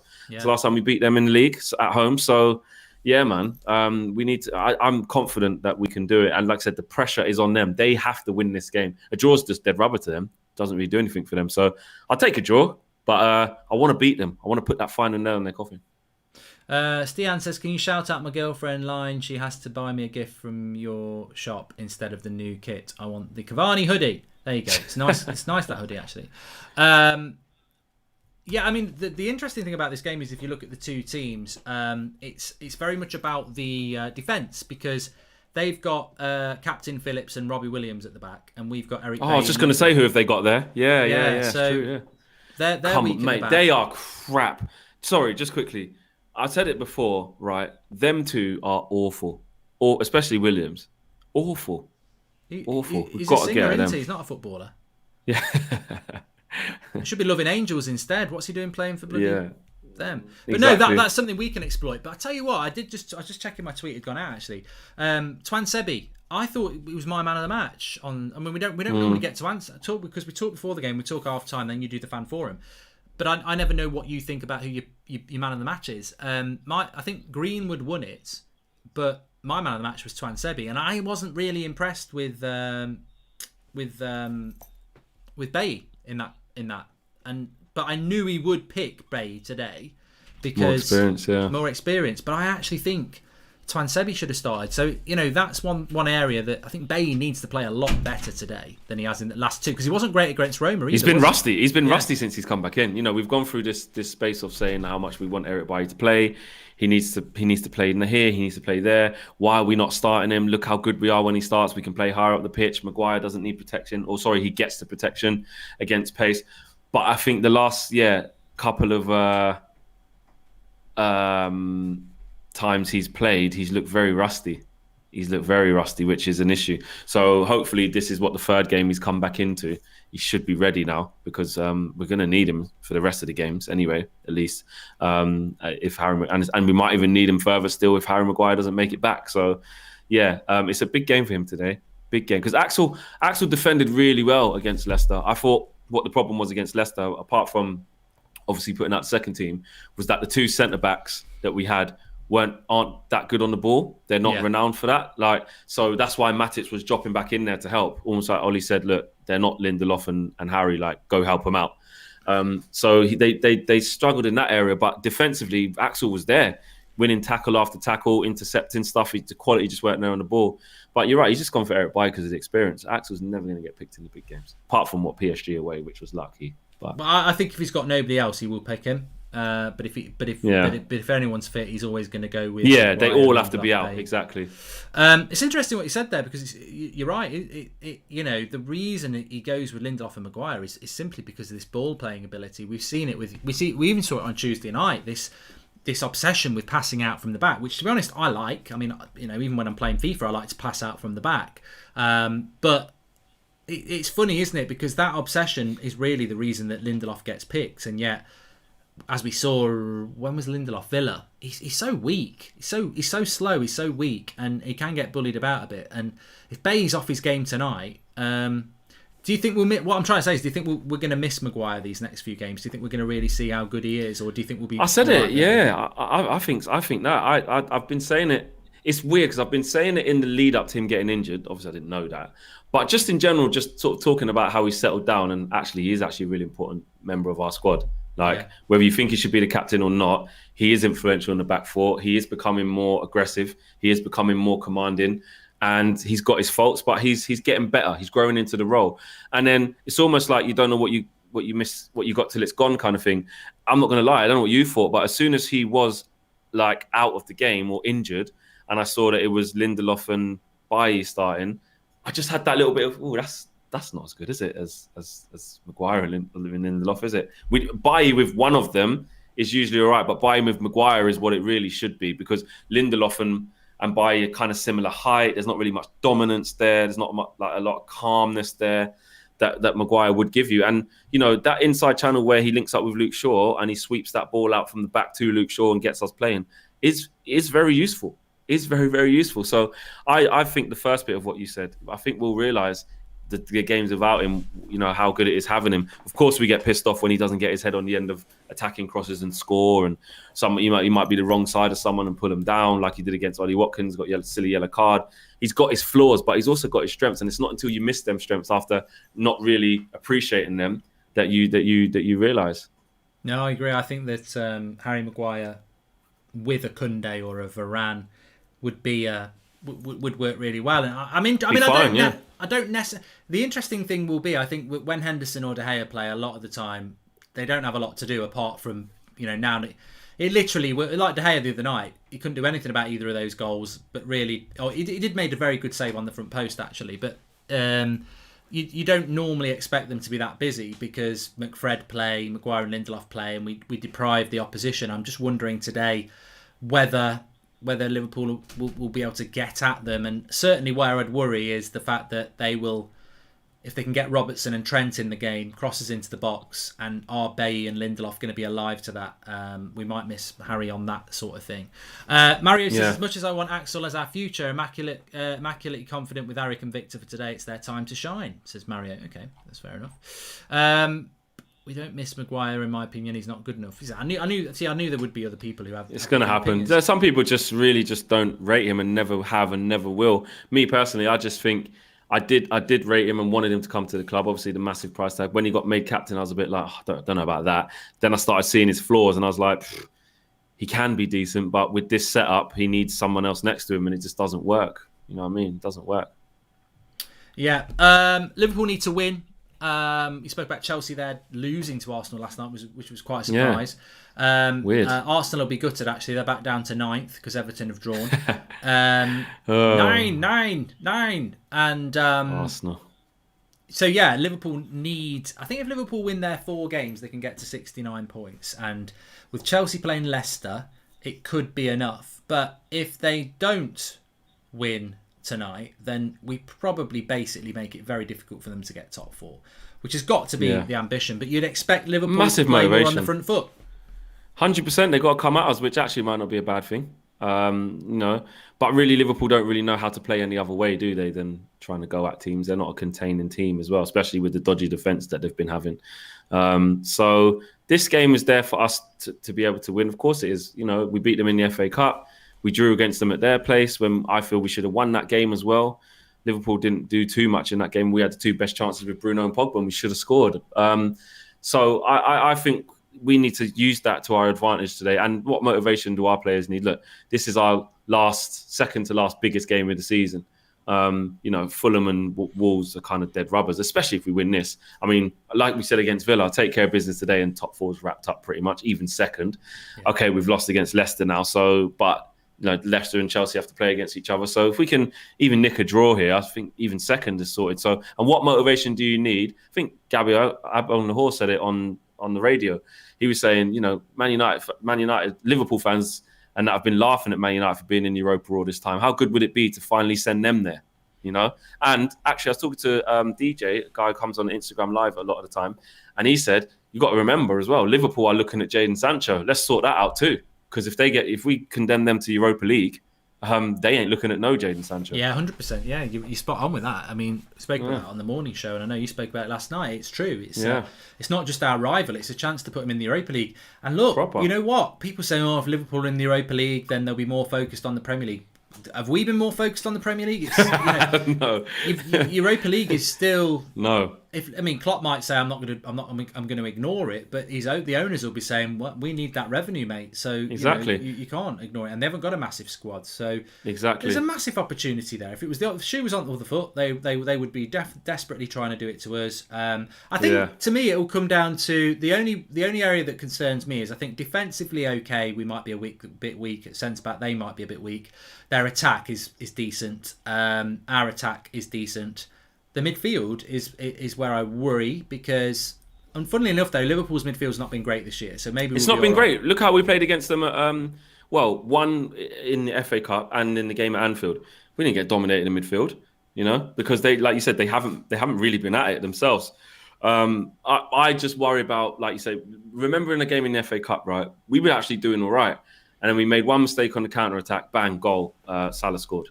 Don't get me wrong, Greenwood got us back into it. And then Rashford scored on the other end of the half-time. Again, ball over the top. That's what I want to talk about. Ball over the top. Williams and Phillips, mate, honestly, they're not good. They are not good, especially Williams. Like, he weren't even supposed to be there. It's not even his fault. These players weren't even supposed to be at this level, playing against Real Madrid this year and playing at this level. They weren't supposed to be there. Gomez, Van Dijk, Gomez and Van Dijk and Henderson. And Kabak. Was Henderson back? Kabak and even him, he's not great. And that's the guy they brought in to try and help steady the ship. And he's not great as well. But Williams and what's his name? What's the other guy's name? Captain Phillips. Yeah. Captain Phillips. They're not good because they're not really supposed to be at this level. Liverpool were going to loan one of them out or something like that. They're not good. Having saying that, they'll probably go and drop a 10 out of 10 today. But runs in behind. This is where Pogba not so much, because he's not going to do that against Trent. He's going to give Trent a different... Is Trent starting? Yeah. He's going to give him a different worry in terms of coming inside off that left-hand side and causing trouble. That, actually, yeah.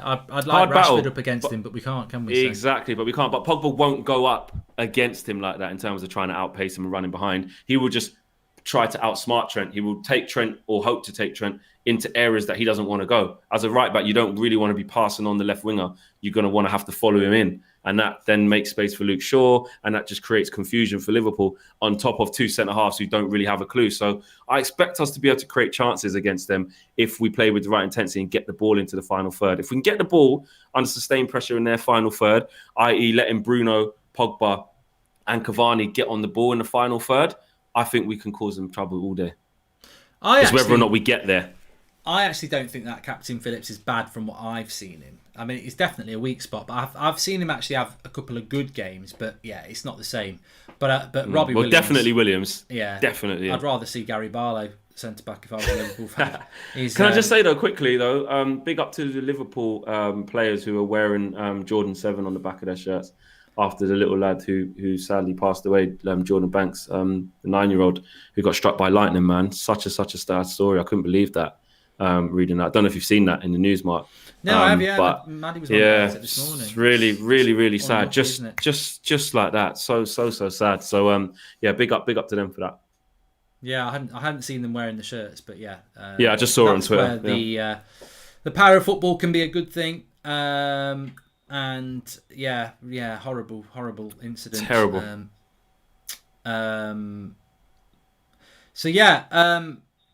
I just saw something there. I can't. Barrow. Well, the match. Yeah, the match is going to. A few people. Somebody was just saying, "Is the game going to get cancelled?" Liverpool have been at the ground for about an hour and a half. It's never going to get cancelled. They're doing the warm-ups. Yeah, they're doing the warm-ups. They're there doing the warm-ups. It's happening. The game's happening. I mean, there's live scenes of people outside the ground, but yeah, they'll still be there. I was saying that though, weren't I? On a couple of shows. I don't think it was with you though. I've been saying on a few fan forums and a few different shows that, United have had 10 days pretty much to sort this out, to make sure this game goes ahead. I wasn't so much putting it on the fans. With the resources that we've got and the planning that was available, they should make the players drive to Carrington. It looks like they did that. They should make the players get there early. I'm like, they've all got, boxes at Old Trafford. Bring your Nintendo DS and play Mario Kart, mate. Get there 4 hours early. Like, there's no and then they've put the decoys out. There's no reason why they couldn't plan to make sure this game was on. And let fans just protest as they need to protest. And that's what's happened. Yeah, and look, it's not I mean, maybe the club will see it as a victory. I don't think it is a victory. The expense that they've had to, endure. It's not a victory. With the police and the barriers. You've got to get... Players normally get... players don't want to be at the ground 7 hours before because you want to turn up. We all played football. When you're turning up at a football ground, the last thing you want to do is be messing around for hours. You want to get involved, and those players have had to be there for a long time. There's had to be decoy buses for Liverpool. I mean, this is a victory for the fans because they've had to look how hard they've had to work to make sure that this game goes on. So just a couple of super chats here. Can you say hi to my girlfriend Sophia? She's watching along and loves your stuff. She's from Sweden and loves Victor's wife on Instagram. This is Curly B. Hello to Sophia. And Darren Roach says, I don't usually comment, but I thought your comments in the career mode earlier. No, I'm not getting involved in that, Darren. I don't know why people are bringing this sort of stuff into football chats. I'm just not interested in talking about it. That's not what was said. And we're not going to start talking about Israel or Palestine or anything like that, because I know everybody's very passionate about it, and this is a football channel. And we cannot be starting to bring stuff like that into the live chat. And if you want to do that, there's plenty of places for you to go and do it. And nobody's condoning what's happening in there, because that would be abhorrent. Of course it would. But we're not having conversations about things like that. And it seems to be on the increase for some reason, that people are trying to infiltrate football chat with things like that. So, if you do it, you'll be removed. Not because people don't believe in what you're talking about, but because we're here to talk about a Manchester United football match versus Liverpool. Sancho scoring again in the minutes against Leipzig. We need him this summer. Can't miss out again.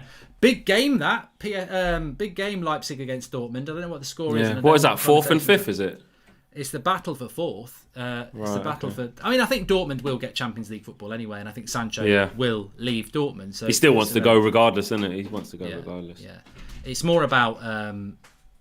It's more about Haaland if they didn't get top 4. But I think Dortmund. It's like the Juventus thing. People kept going on about Juventus being in the Europa League. They've got 3 games left and they're only 1 point off 4th. So, we were talking.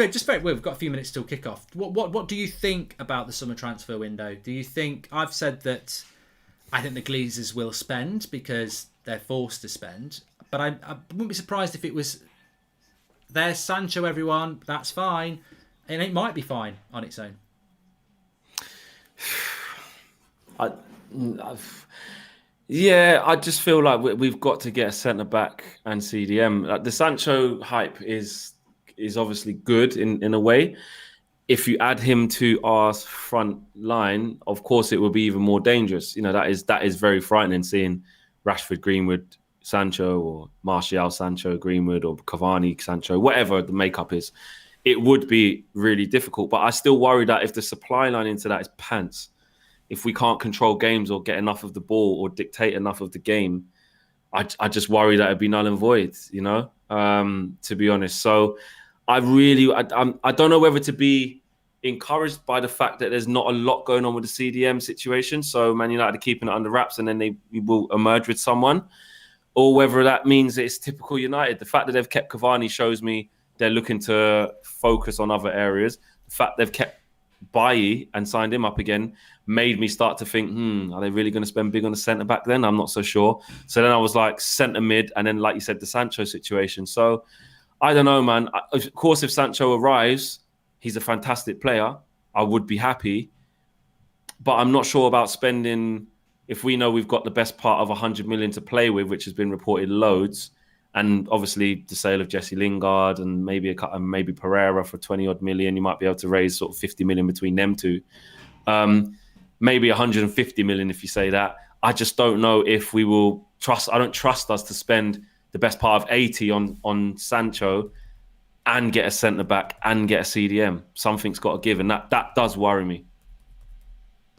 Yeah, I just think that they might just throw the money at Sancho, expect everyone to be over the moon with that, and not buy anything else. And actually, they haven't really spent more than they probably would have done.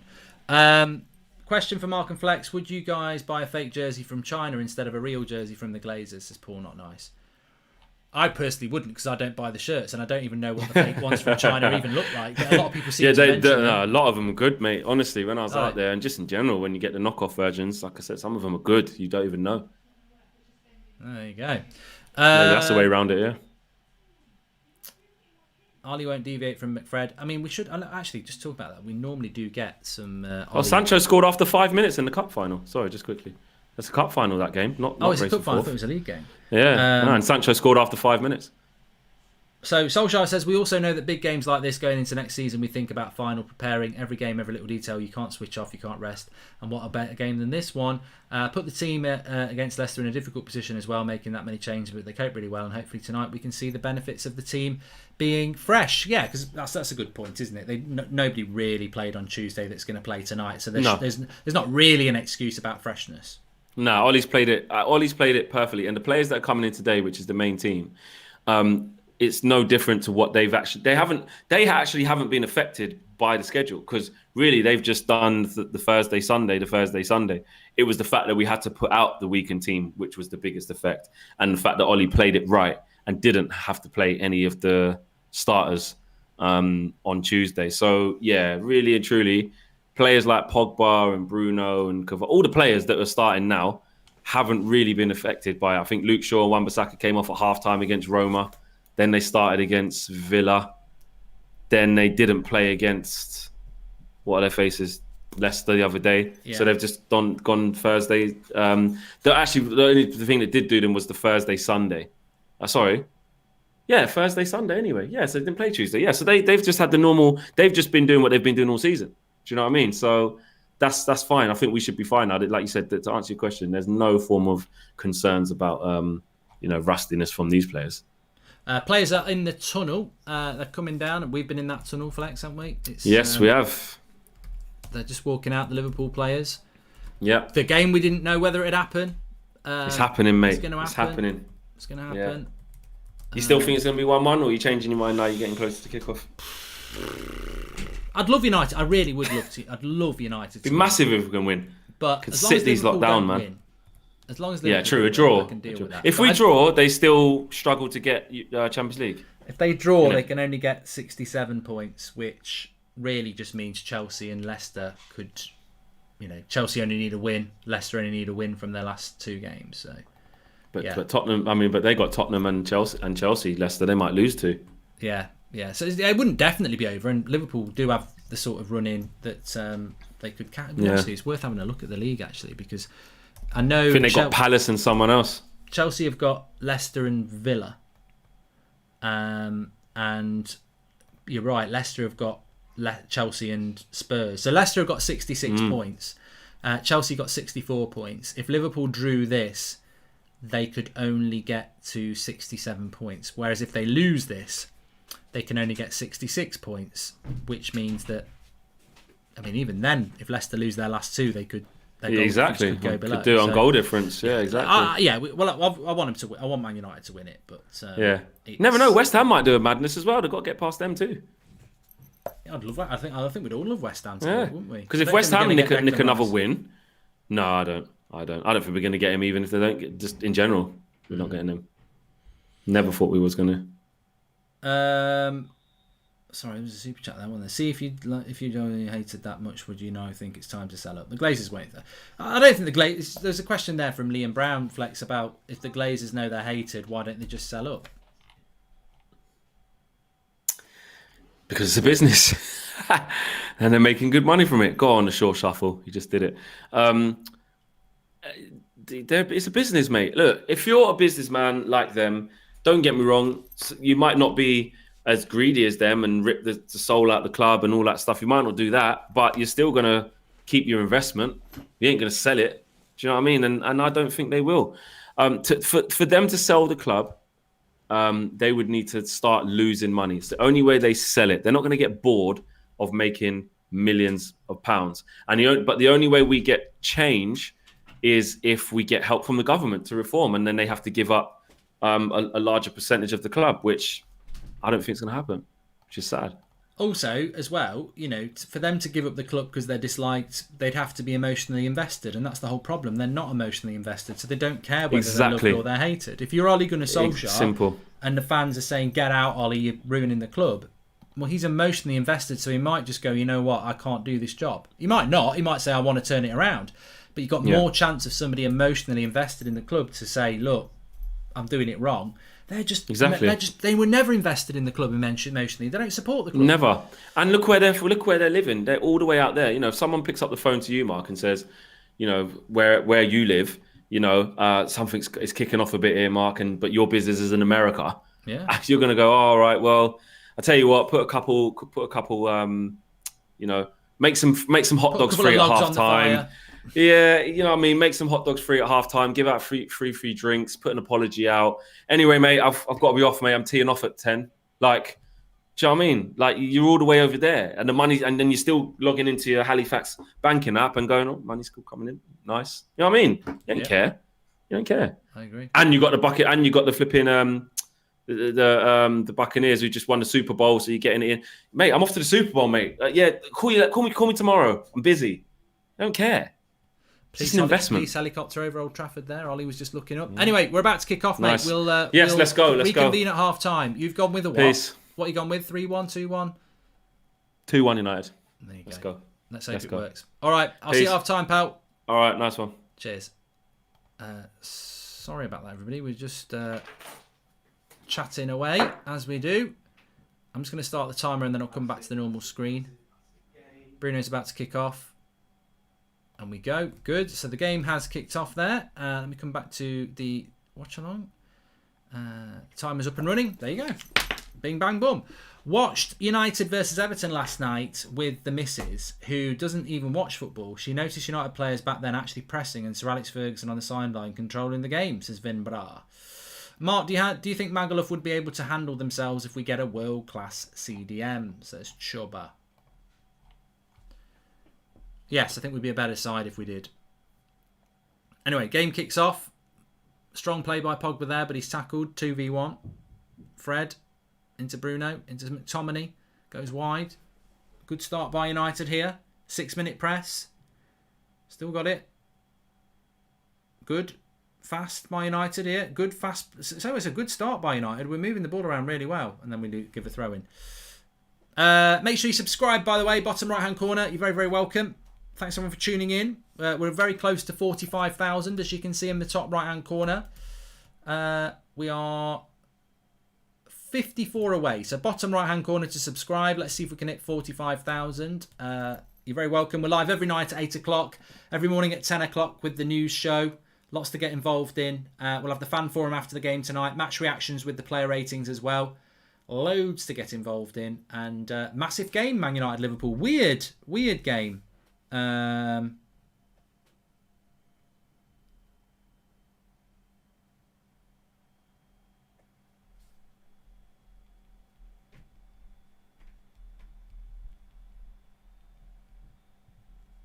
Weird to have Manchester United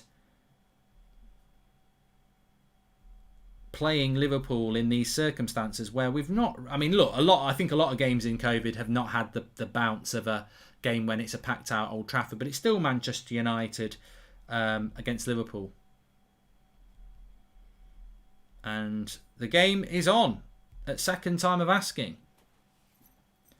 Wendy, that's not the case. If you say something good, you will get read out. Fred and Lindelof is killing me, says Yuri. And United are going to win 3-0, says Chimney. Bay is fine, says Christopher. Well, there's a chance here for Firmino, and that's a cracking tackle by Eric Bailly. I think he might be back. He might not be rusty today. I don't know what Anthony Taylor's doing here. Well, they want a penalty on Eric Bailly, but that would be the stupidest penalty in the world ever. Firmino running through, blocked by Eric Bailly, hits his hand on the way through. His hand's in a natural position. He can't slide with his arm by his side. It's never a penalty. I don't care, Liverpool fans. That is never a penalty. He's sliding for the ball. It hits his arse before it hits his hand. Never a penalty. And it won't be given. It's a corner. And Liverpool take the corner. And it's away by McTominay and then by Rashford. Not a penalty. Not given. Never a penalty. End of the day. Here's Fred on a sprint. He's done well there, Fred. But good recovery tackle by Eric Bailly. I didn't see how we got left wide open, to be fair. My head was on the live chat. But good recovery tackle by Eric, who has looked a bit rusty the last couple of games. And 3 games in the last week will do him good. Did you see the masterpiece against Chelsea? Salah hat-trick coming, says Zane. Zane, you've really got no interest in this game at all. It has no impact on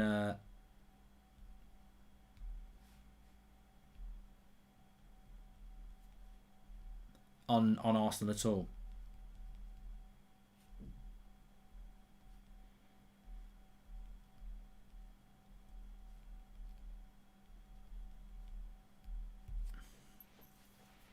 Secret lovers. That's what we are, Stuart Bates. Yeah, it's Lindelof and Bailly leave a massive space, but to be fair, Eric Bailly. It's a bad pass by Luke Shaw, actually. But Eric Bailly's recovery pace there, that, to be fair, a Lindelof or a Mcguire wouldn't have that.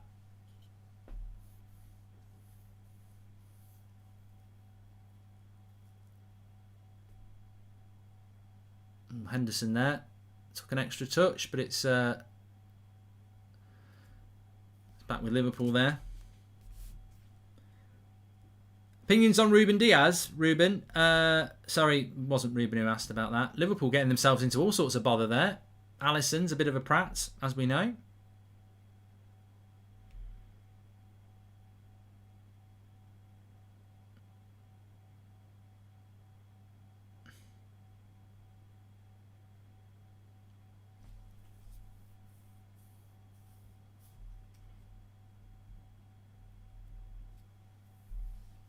How much is McTominay worth if you sell, says Tuan?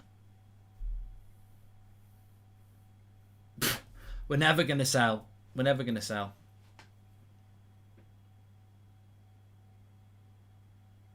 Cavani with a big chance there that I totally missed. I'm sorry, I need to focus on the game a little bit more here. Good start to the game, though. 2 big chances, Firmino and Cavani. Both defences probably not the best. We spoke about that before the game. 2 centre-back pairings, not as strong. Salah on the edge of the box. It's a wide open game at the moment, which I'm not sure whether I'm happy about. Well done, Paul Pogba. Could be a few goals in this game tonight. Here's Pogba on the left.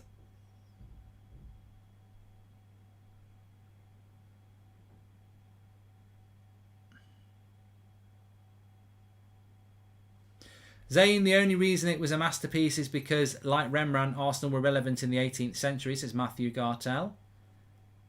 Thanks for the super chats, by the way. Please subscribe, by the way, bottom right-hand corner. We're trying to get up to 45,000, and I think we've just done that. So thank you very much. Thanks, everyone, for subscribing. You're very welcome on the channel. Sancho is the youngest ever to reach 50 assists and youngest to score 35 in the Bundesliga history. Only Messi has more assists since 2018, says P. San. Stop bumping his price up. So 6 minutes gone. I quite like the groove of this game. Groove Armada. It's open. That's what we want to see. We want to see a few goals tonight. Don't want to see 0-0. Want to see goals.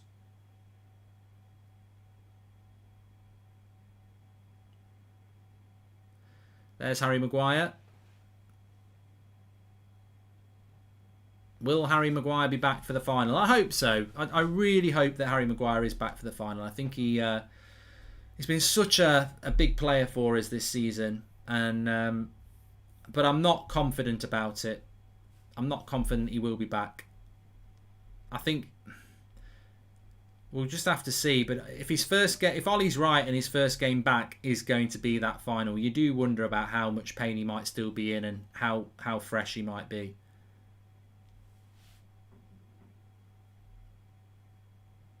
McTominay gives a throw-in away.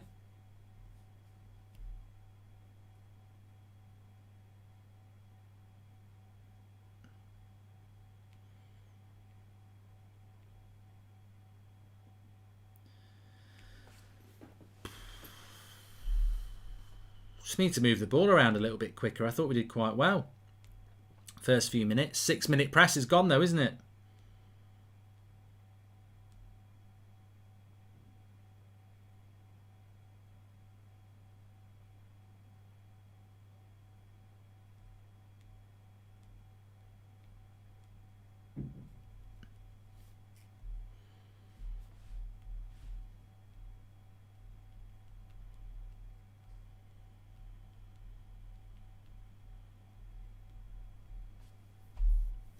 Nice ball that was. Good ball by Bruno out to Wan-Bissaka. Bit of space for him to run into.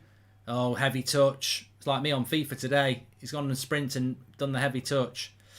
Liverpool back with the ball. I mean, look, the problem with Liverpool today is that they've got Fabinho in the midfield. When we played them at Anfield at the weekend, in January, they had Fabinho at centre-back, I think. And I think Fabinho in the midfield makes them a lot stronger. Here's Wan-Bissaka. Into Bruno. Might get a shot off. Yes! Bruno! 1-0 to Manchester United. Deflected in. I think it's gone in by Captain Phillips. Tom Hanks sticks his leg out. He drops anchor and knocks the ball into the net. It's a lovely ball by Wan-Bissaka. It comes to Bruno, outside of the foot. I mean, it's going in from Bruno anyway. But Tom Hanks sticks his foot out. And his name's Forrest Gump. It's gone in. Wan-Bissaka with the cutback. Watch this back. Comes to Bruno. Edge of the outside of the foot. And he's banged it in. OG, it will go down as... I think it goes down as an OG. I mean, it was on target, surely. I don't know. I think it goes out as a... I think it goes down as an OG. But 1-0 to Manchester United.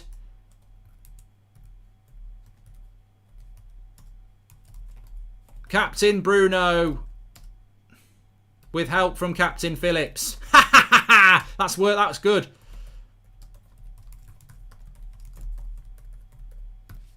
I've tweeted that. It deserves a retweet. It's a banger. Manchester United 1-0 up anyway. Oh, Liverpool going to have to work hard now. Big, big game to go 1-0 in front.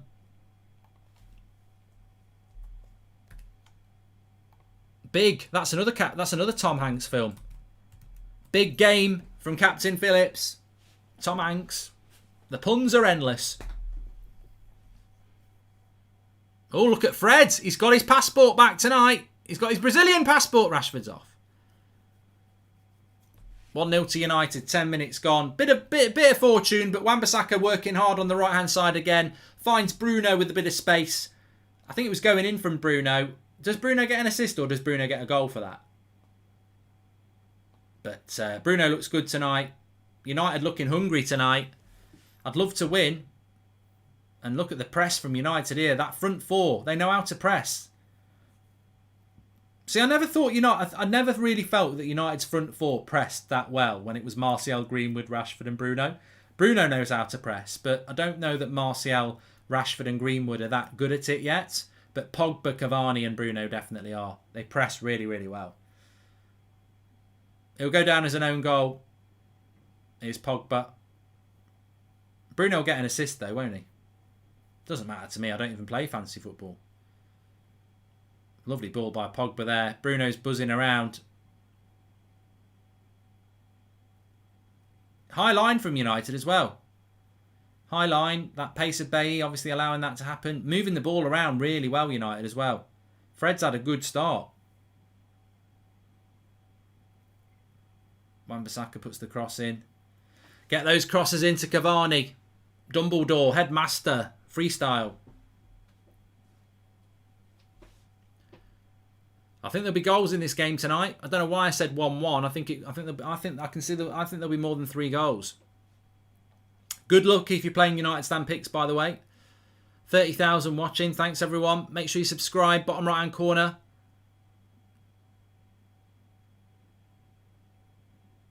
Got a good morning show tomorrow morning, actually. Every morning at 10 o'clock we have the news show. Got some good news tomorrow. Well, big news tomorrow. Don't know whether it'll end up being good news. That Williams at the back, he's going to be out of his depth. Good play by Pogba there. Go on, Rashford. He's won it. McTominay. Good ball forward by McTominay there. Rashford, go wide. Oh, unlucky. We're in control here at the moment. Keep pressing. Keep pressing. Press them. Mark, what's your prediction for man of the match? Says Milk in a Bag. I think it might be Bruno tonight. Oh, McTominay again. He's baggage, isn't he, McTominay? Unfortunately, he's just not suitable for that position. I think Fred started off well.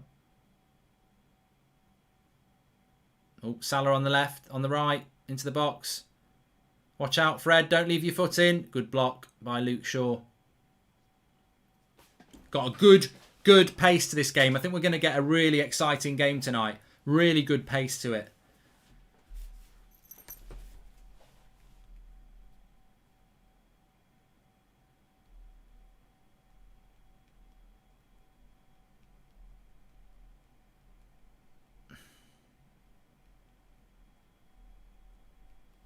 Give it to Eric Varney. Hey, who's taking the piss out of our protest now? Enjoy Thursday. I tell you what, Liverpool fans, you should enjoy it. You get used to this. Get used to playing on a Thursday night. It is shit. It's absolutely shit. I hate it. I said it at the start of the season. Look, we're going to win the Europa League, but I don't like it. It's shit. I hate the Europa League. Thursday night football. Get used to it. You got it on download.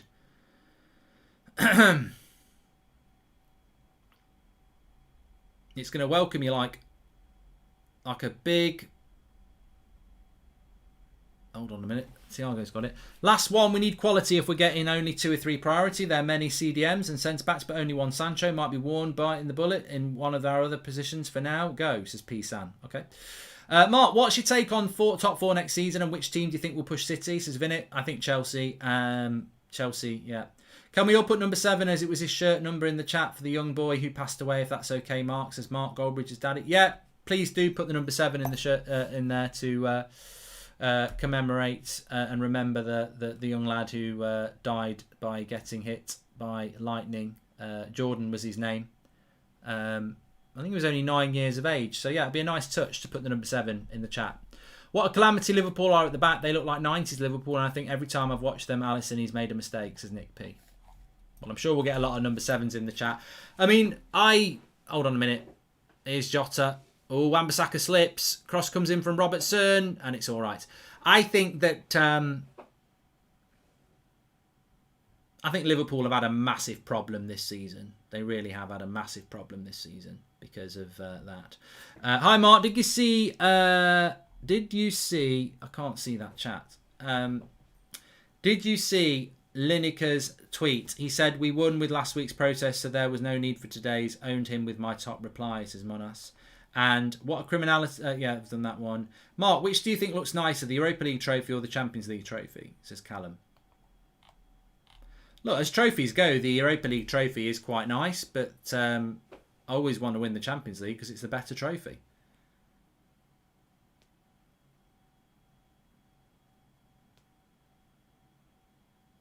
I hope United don't do an Arsenal now, though, and sit back on a lead. Which I don't think we will. We've got to stick on that front foot.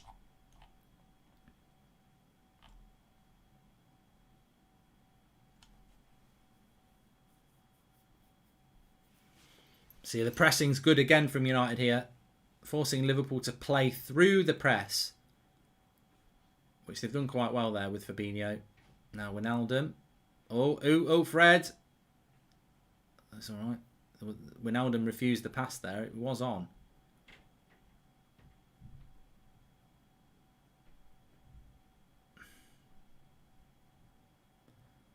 Watch out.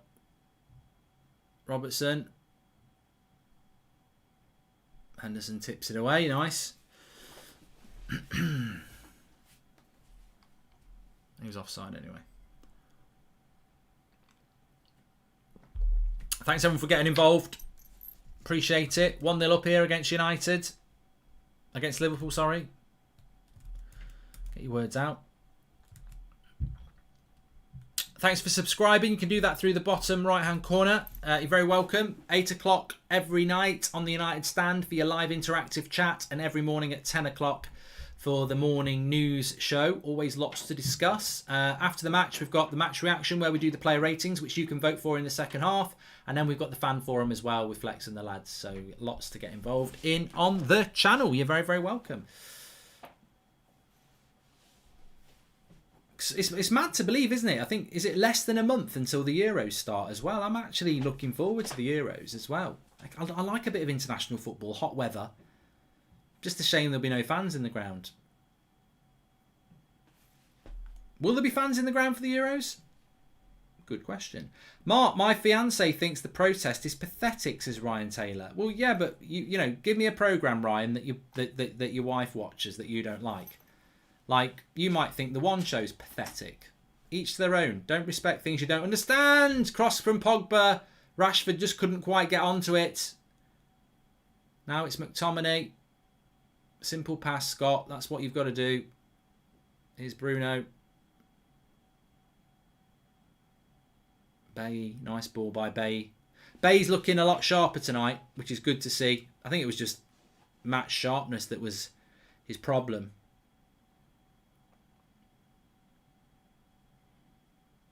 Good pressing from United. Really good. Pressing's been really, really good tonight. Good tackle by McTominay there. That's the problem with McTominay. He wins the ball and then he turns around and comes back. Go fucking forward, mate.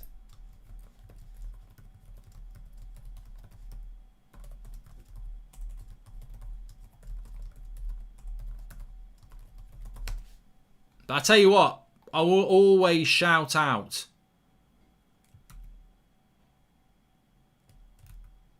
Always just shout out when United do something that I really like. And I love the way how we're pushing high up the pitch tonight and pressing Liverpool really high. It's clearly something from the coaching, from the training ground, and it's been very, very impressive. I've really enjoyed it.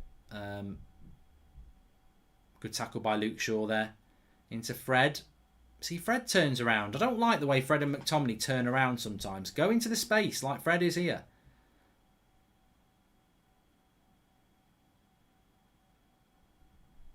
Good tackle by Shaw, says Lewis. Thanks, Lewis. Yeah, but really good start from United. 20 minutes in. We've played really, really intense, high-pressing football. I'm enjoying it. Fred has been good, you're right. Some people saying Fred's been man of the match.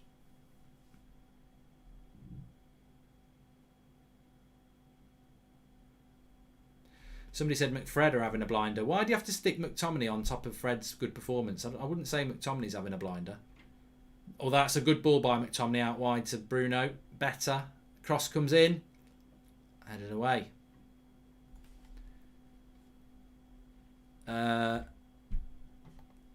Who would you be voting? Who would be your signing of the season, Mark? Says Daniel.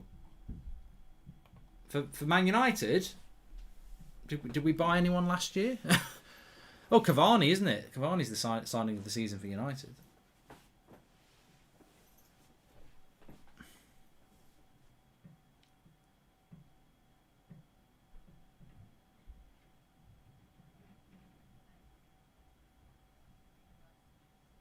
Mark, you were in the new 4-4 Tunes video.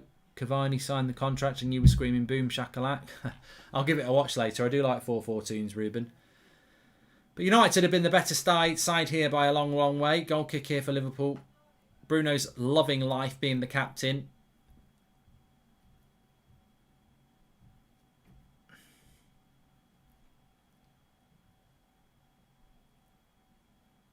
I think it goes down as an own goal.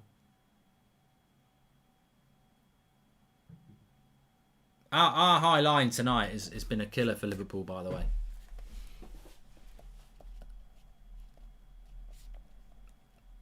I tell you what, if we could play like that, if we can play like this against Liverpool, we can play like this against everybody. And this is how United need to play. If Ollie could get us playing like this every week, no one would moan about some of the way some of the games, you know, some of the way we have played in the last couple of years. This is exactly how we should play. And I think the reason we're playing like this is because you've got that mobility at the back. Eric Bailly at the back. Oh, what a ball that is. Good save by Henderson. Lovely ball in by, I don't know who it was for Liverpool, but it was, I think it was Jota with the chance. And Henderson came out and did really, really well. Now it's Rashford. And it goes for a goal kick. Yeah, well done Henderson there. He's alert off his line. Watch this back. It's Salah, isn't it? Salah with the ball. Jota makes the run. It's Trent with the ball. Makes himself big. Quite a bit like a bit of a David De Gea save like this against Leicester here, mate. Use your body. Use your boobs. That's it. Use your body. Get Craig on at half-time and banter him with flex, says Riley Boyd.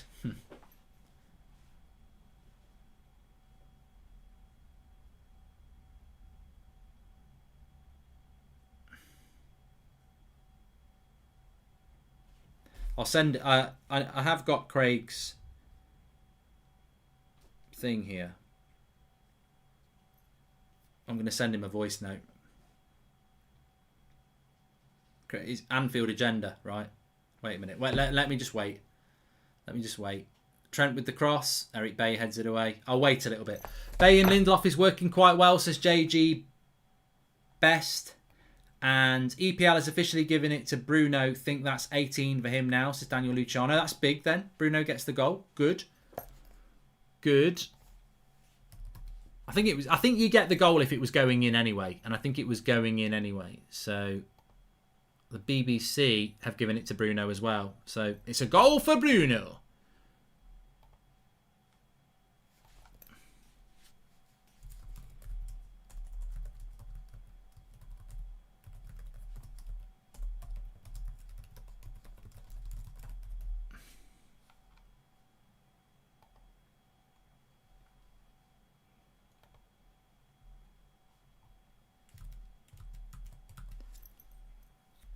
Mark, can you please do a reaction of the Champions by BR Football? Mon. And it's given a corner to Liverpool here. I believe we can play a higher line because of Henderson as well. It helps a lot when your keeper is great with his feet and fast coming out. No, I disagree with you, Fabian. And Mark, cheers to you, says Pete. The reason I disagree with you, Fabian, is because you can play a higher line if you've got a goalkeeper, but we don't play a higher line when we. I'm not disagreeing with you because I don't think we can play a higher line having Henderson, but I'm disagreeing with you because the evidence shows you that the reason we're playing a higher line is because we're playing Bailly and Lindelof and not Lindelof and Mcguire. Because Henderson plays with Lindelof and Mcguire and we don't play a high line. The reason we're playing a high line is because of Eric Bailly's pace, and Lindelof and Mcguire don't have it. He's given a penalty. What are you talking about? Oh, it's Anthony Taylor. Anthony Taylor. I've told you. I didn't tell you, but I've said it before. He's a bloody useless prat. Anthony Taylor is a useless prat. That's not a penalty. Is he giving it? No. What? He kicks the ball. He kicks the ball! Oh, where's this stupid rule come from? How can you give a penalty for kicking the ball away? Oh, it's happened again! It'll get rescinded by the fucking ref. You can't give a penalty for kicking the ball away. Anthony Taylor is the worst ref in the world. He's the worst ref in the world. He's awful. Bailly kicks the ball away. Absolute cretin if he gives that. Absolute cretin. Go and watch. Yeah, he's going to go and look at it because you're a prat. Now, if you give it, you're a bloody prat. Get out. That is never a penalty. He kicks the ball. You can't give penalties for somebody kicking the ball. Never a penalty in a million years. Watch it, you prat. He kicks the ball away. No way is that a penalty. He can't give it. No, never a penalty. He kicks the ball away, you prat. The game's gone if he gives that. He kicks the ball. What are you looking at? Don't look at it in slow-mo, you prick. He kicks the ball. Why do you need to keep looking at it? Yes, he's bloody... He's got some brains. Yeah, never a penalty, Jurgen. Never a penalty. Never a bloody penalty.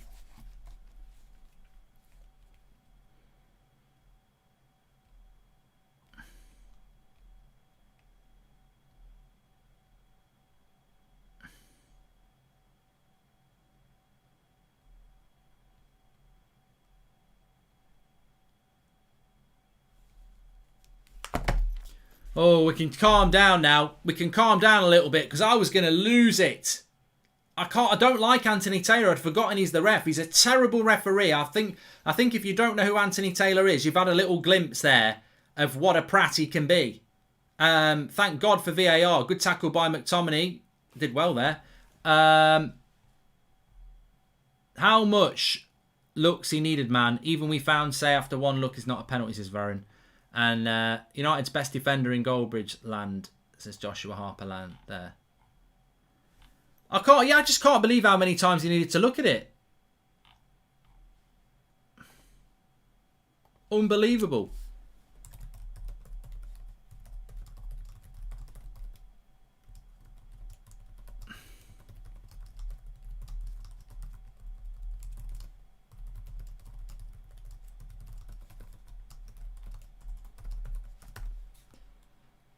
Unbelievable. I tell you what, I watched that West Ham game a couple of weeks ago. He kicks the ball away and catches the player after and gets sent off, and it got rescinded. So that is not a rule. If you kick the ball and then you catch a player after, it's called It's called hard luck. It's not a penalty. It's not a foul. It's not a red card. It's just hard luck. Here's Rashford. Let's have a look for Cavani. Ooh, next goal's going to be key. Never a penalty. Got the ball and wasn't even any contact, really. This is Gordon Murray.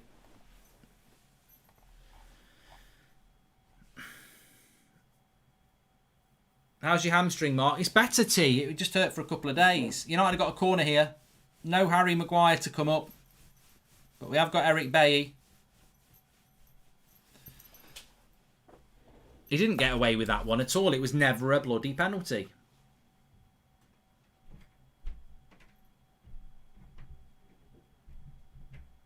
Here's Luke Shaw. Ooh, McTominay. Scooby-Doo. Heads it over the bar. Ooh, Carlos Ian Brew. I got another corner for us, lad. Let's go again. I'll see you, Jimmy. He's won a corner. It's another corner. Luke Shaw's going to take it.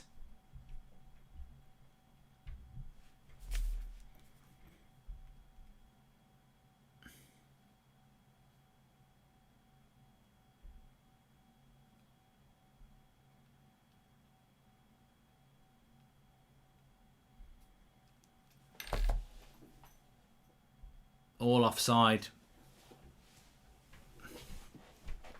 There.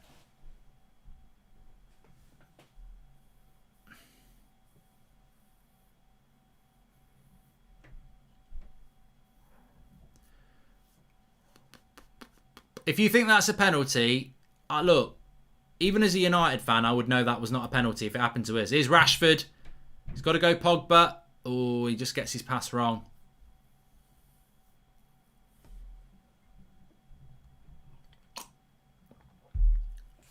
Liverpool on the break now. It's a good game. It's a good end-to-end game. There's a lot going on. I don't think it will stay 1-0.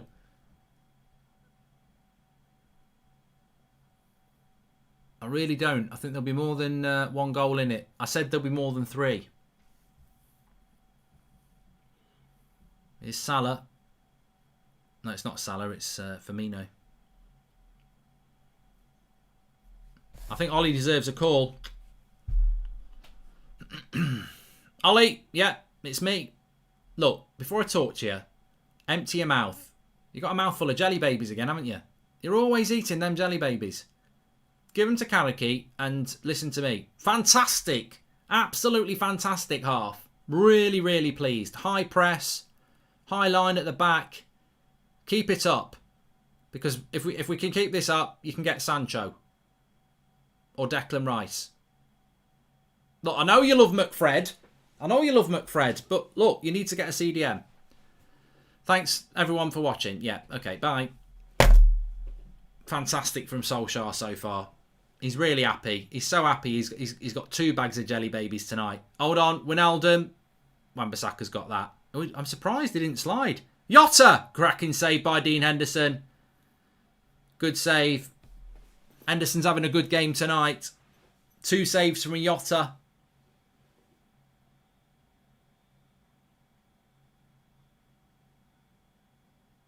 Goes for a corner.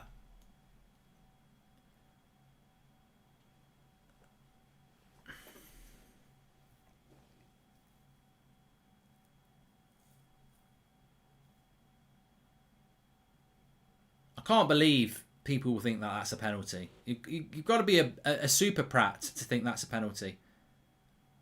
Salah! Oh, bloody hell. Corner again. Oh, you're fucking joking. You're fucking joking. Jota scores. United on a bloody corner again. What are we doing at the back here? Who's marking who? Bloody twats. What's gone on here? Punched away by Henderson. Salah with the shot. People on the floor. Get a bloody tackle in. There's 5 people there. Who's marking Jota there? Bloody crap goal. That's a crappy goal to concede, that is. Always on corners.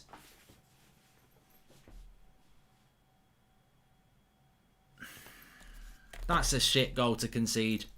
Absolutely shit. Always corners.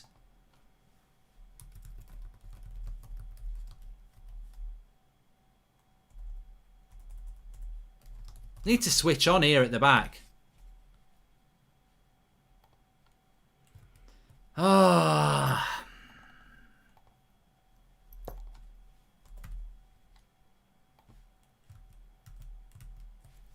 We just lack authority on corners. There's nobody in the team who just wants to go and clear the ball. Clear the ball. Clear the ball.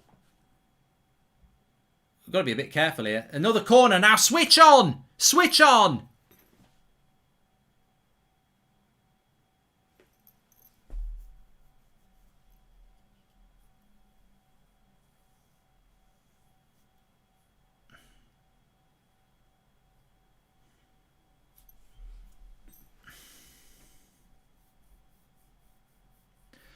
Of course, we're not great at corners anyway, but we haven't got Harry Mcguire tonight.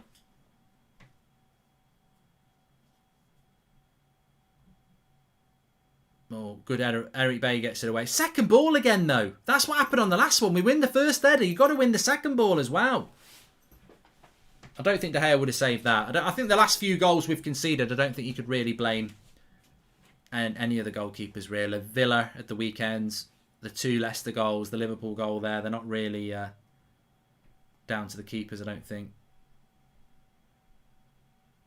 I'd have to see it back. I wasn't really looking at the keeper, but I don't think it's his fault.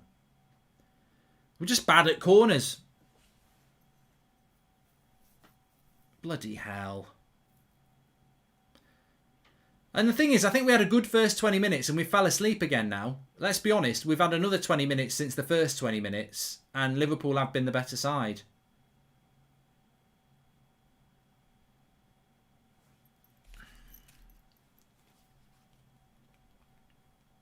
Lapse of concentration. We're used to playing offside in our own box, says Sam Ameson. Yeah, I thought it was going to be offside, but it wasn't.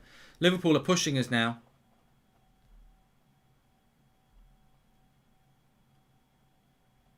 It's Bruno. Go on, Rashford. Put your foot down. Put your foot down. Oh, he's caught him. Been crap this half, says Alec. Oh, good running by Robertson. Liverpool are going to beat us here if we're not careful. We've got to bloody get our act together. First 20 minutes was good. We seem to have just lost our way a little bit here.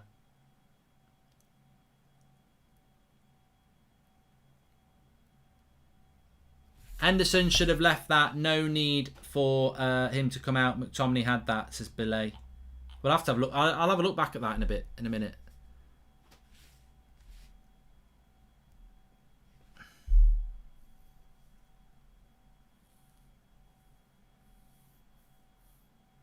Second half FC coming, says Avishak. Good tackle by Fred. Bjorn says Jesus, Mary and Joseph in the wee Lindelof.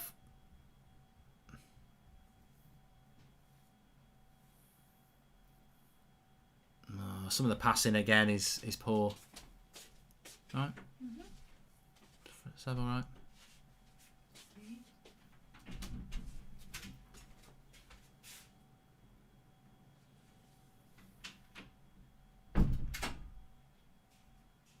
A lot of people getting into Rashford in the live chat at the moment.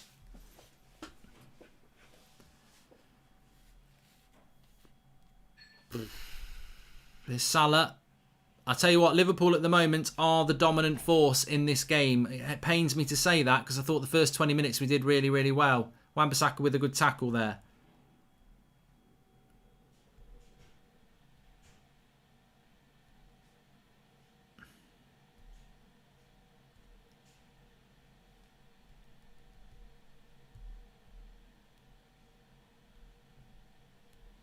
Rashford is an upgraded version of Dan James. I don't know why people go in on Rashford so much. Vincent saying that. I don't know. I don't know what it is. I don't know why. Not so sure. Let's not let Liverpool win. If we let Liverpool win this, they basically get top 4 and then they've got a good chance of getting Sancho. It would be just typical of United after a good season to go and screw this up against Liverpool. Spike says Rashford can't pass at the end of his run. Well, I think that's something Rashford's always needed to work on, his final ball, whether it's shooting, heading. passing, crossing. It's always been the thing that he needs to work on the most. Can we please wake up to how bad Rashford is, says Michael. Yeah, Rashford getting a lot of stick again.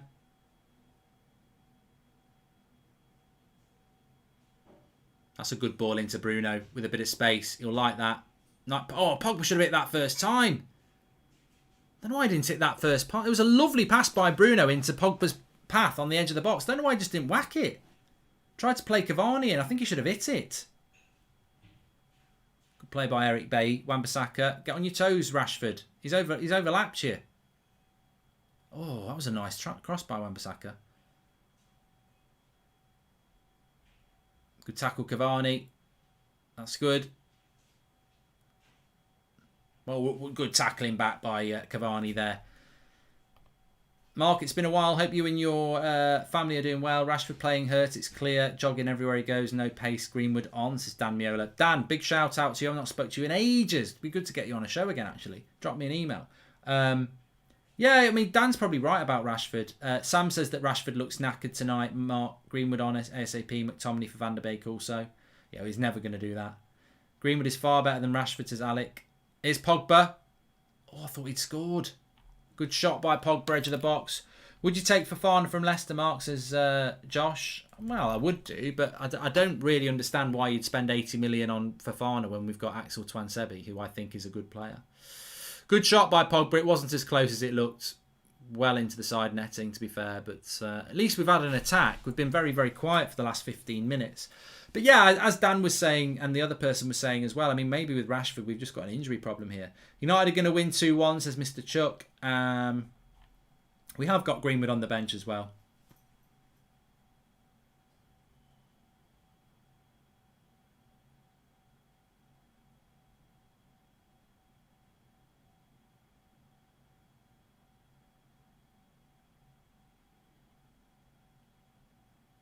Eric Bailly's been a lot better tonight. As I said, against Leicester, he looked a bit rusty, and certainly against Roma. But I mean, what's Fred doing here? This is a shite ball, Fred. And again, that's 2 passes Fred's given up. You can't do that. Good play, Luke Shaw. That's a foul.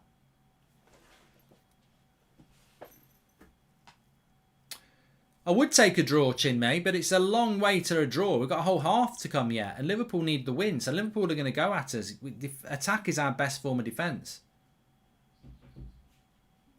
Rashford is horrendous.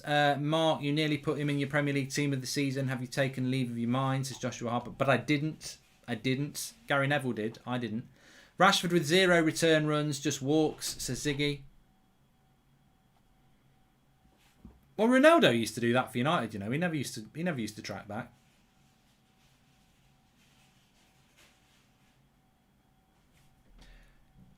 Call Ollie again. He's really upset, says Stefan. Oh, Kadaki will sort him out. Zizou just says McTominay's an 8 out of 10. It's amazing what people see, isn't it? It's amazing what people see. This is why I love opinion. They're still showing the penalty. It's not a bloody penalty. He gets the ball. How many times do you need to watch that to say he got the ball? Just sensationalism of common sense. He gets the ball. Good play there. Go on, Bruno. Oh, I thought he might have fancied that as a 50-50. Luke Shaw now. Go on, Luke. Go on, Luke. Into Pogba. Lovely ball. Rashford. Go on, Rashford. Oh, loses it. Fred. Don't shoot, Fred. Whatever you do. Wan-Bissaka, back post. Pogba's on the back post. Whip it. Oh, he's waited. Whip it, Scott. It's a lovely cross. Not a good cross. It's a crap cross, actually. It looked like a good cross. Sancho on for a hat-trick in the German Cup final, says Andrew Davison. Yeah, his price is just going up, though, isn't it?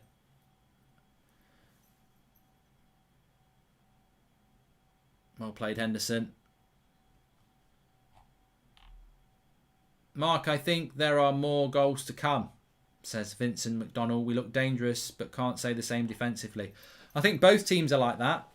Bit like aprons. Strong up front, but wide open at the back. There is no way Aaron Wan-Bissaka is told to defend so narrow. That doesn't make sense, especially when one of the centre-backs are free. I'm confused, says Kevin. Hi, Mark. Look at Liverpool goal. I think Henderson could have caught it, says Kieran. And we're dying for a pivot CDM, but in my opinion, a centre-back that can play from the back and makes killer passes is needed. Lindelof does it, but he's not dominant in the air, says Joshu. Well, we're very close to half-time here. 45 minutes just approaching.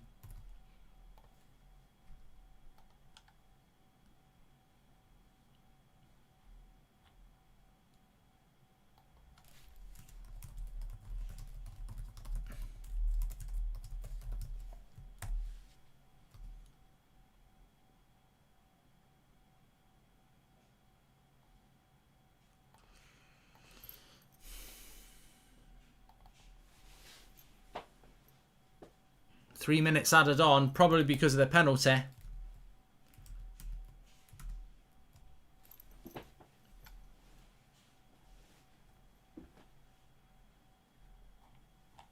There's Pogba in the box. Oh, doesn't quite connect. Bruno. Well, that's a FIFA penalty there. Bruno's injured. Ref. Oh, no. No. Bruno's down in the box in agony. They're not going to... Fred, put your hands down. They're not going to do anything. Oh, no.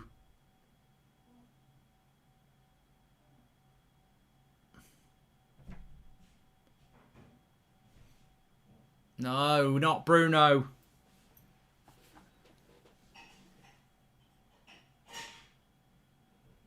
I think he's kicked the back of Thiago's heel.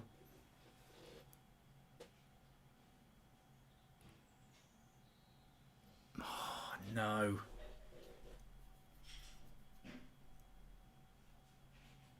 No, he's all right. He's all right. He's made of steel, Bruno. He doesn't get injured.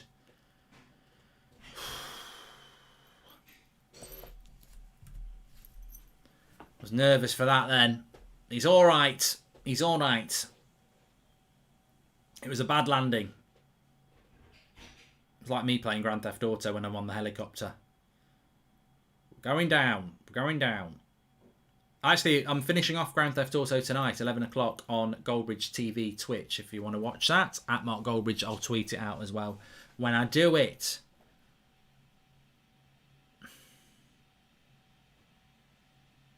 I was worried about Bruno there. You know, he does not, like Mcguire, he does not deserve... Oh, fuck off! You absolute cretins! Who's marking him here?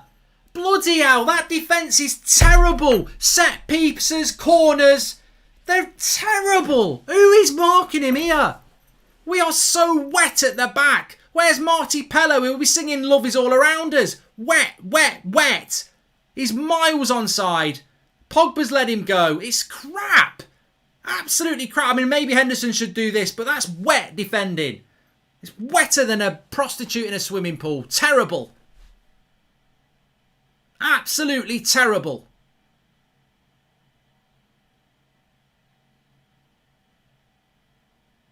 Why didn't Henderson put his hands up? Are you having a bloody laugh? You're having a bloody laugh. 2-1 down right before half time. God, we are so shit.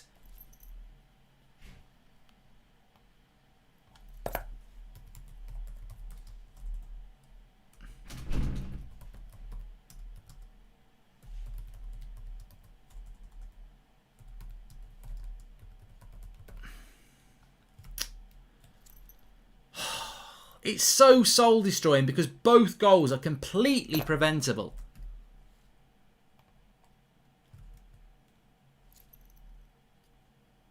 I mean, to be fair, we all love him, but Pogba's got to do better with Firmino on the back post. I think Henderson, I'd look at that again with Henderson. I mean, it's... Does Henderson have a problem with headers around his head? Think about the AC Milan game as well. That is just very, very, very, very, very, very disappointing to concede like that right before half time, especially from being 1-0 up, and especially that they've been moaning about a penalty. I'm not happy. I'm not happy at all. I'm really not happy with that. With 1-0 up, we start really well, and then we go 1-0 up and we do a bloody Arsenal. We sit back and just invite them on.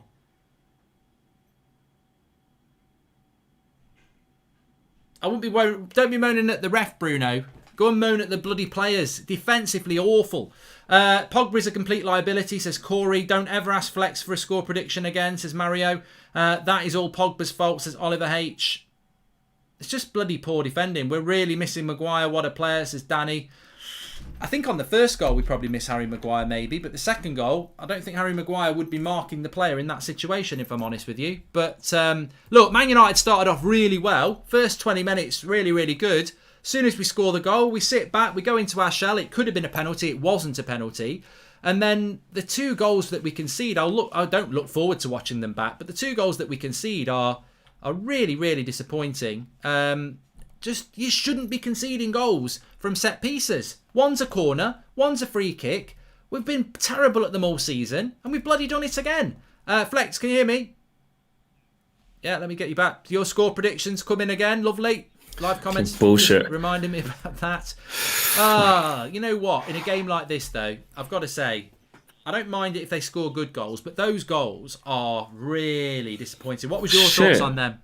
Shit, gosh, like you said there, for the first 15, 20 minutes, we actually did really well. I was impressed with our pressing, our intensity. But when we scored, after probably 10 minutes, to be fair, we scored in it, 11 minutes, whatever it was. We just sat off them. Arsenal, I don't care, 100%. And I don't care what anyone says. I was saying, someone saying to me on Twitter, because I said, we can see how much we miss Mcguire. I think we do. We just don't look calm and composed back there. Eric Bailly got away with one. I don't think it's a penalty. I don't. No. But obviously you've seen them given clearly because it got given and then VAR had to ungive it. So those do get given against you. But just in general, Lindelof maybe not looking as comfortable as he could. Okay, the foot race he had with Salah was fine. Fred giving the ball away cheaply a couple of times. McTominay. Wan-Bissaka's been the constant and Luke Shaw's done okay. But just in general, we're not defending well. People are saying we're defending fine. I don't understand that. We're defending shit. We're under the cosh. And that isn't just down to the centre-halves. I'm not saying that. But McTominay and Fred as well, back to that as well. Another reason, we don't dominate games. We go on the front foot. We're 1-0 up. Can we sustain that pressure? Can we get those 2 on the ball playing? Or not those 2. Can we get our central midfielders playing? We look to them to play and they don't. It's just not good enough. And as soon as Liverpool kind of upped the ante, they were all over us. That was not a comfortable half after we scored. It was awful after we scored. Yeah, I was going to say, look, I think there's a lot of people in the live comments talking about Rashford. We'll talk about him in a minute.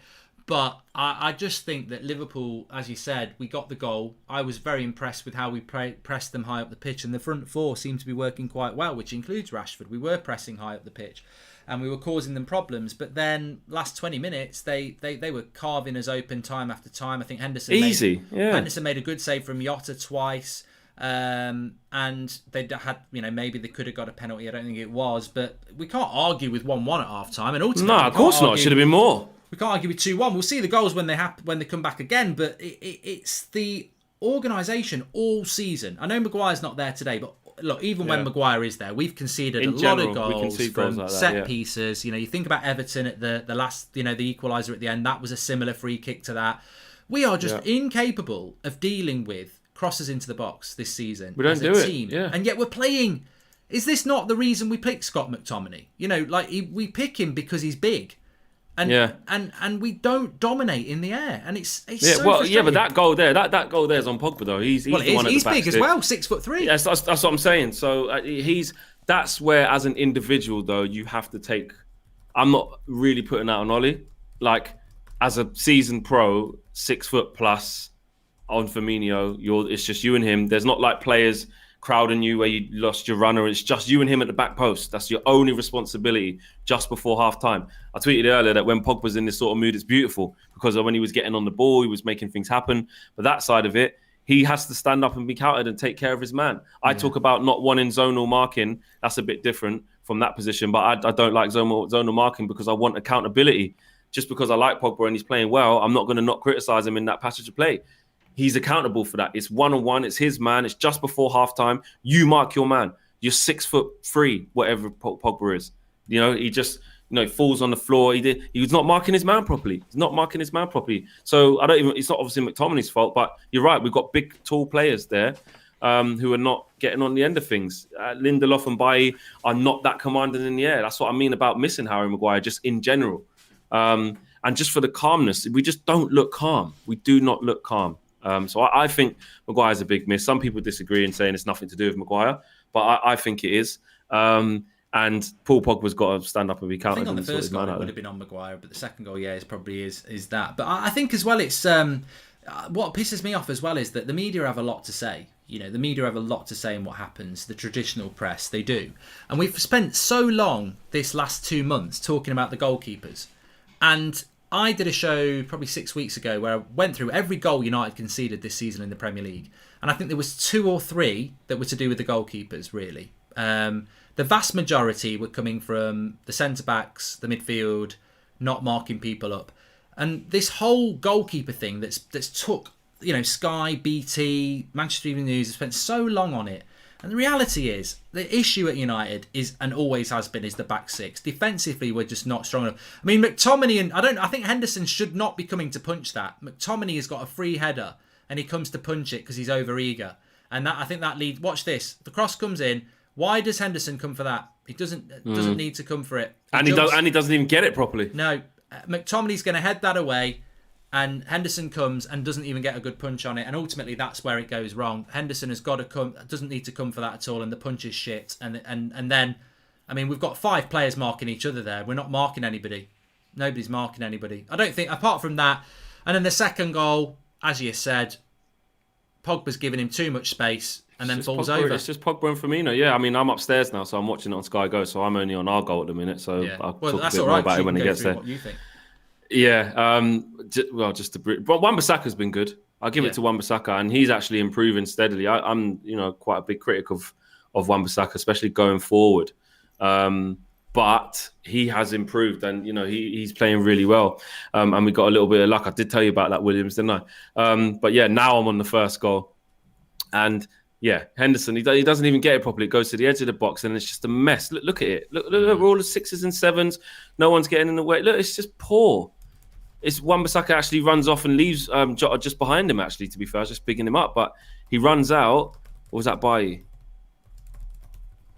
No, Yeah, it's Wan-Bissaka. He doesn't know he's there. Do you know what I mean? So, again, not calm, not composed, 6s and 7s. Henderson comes for it.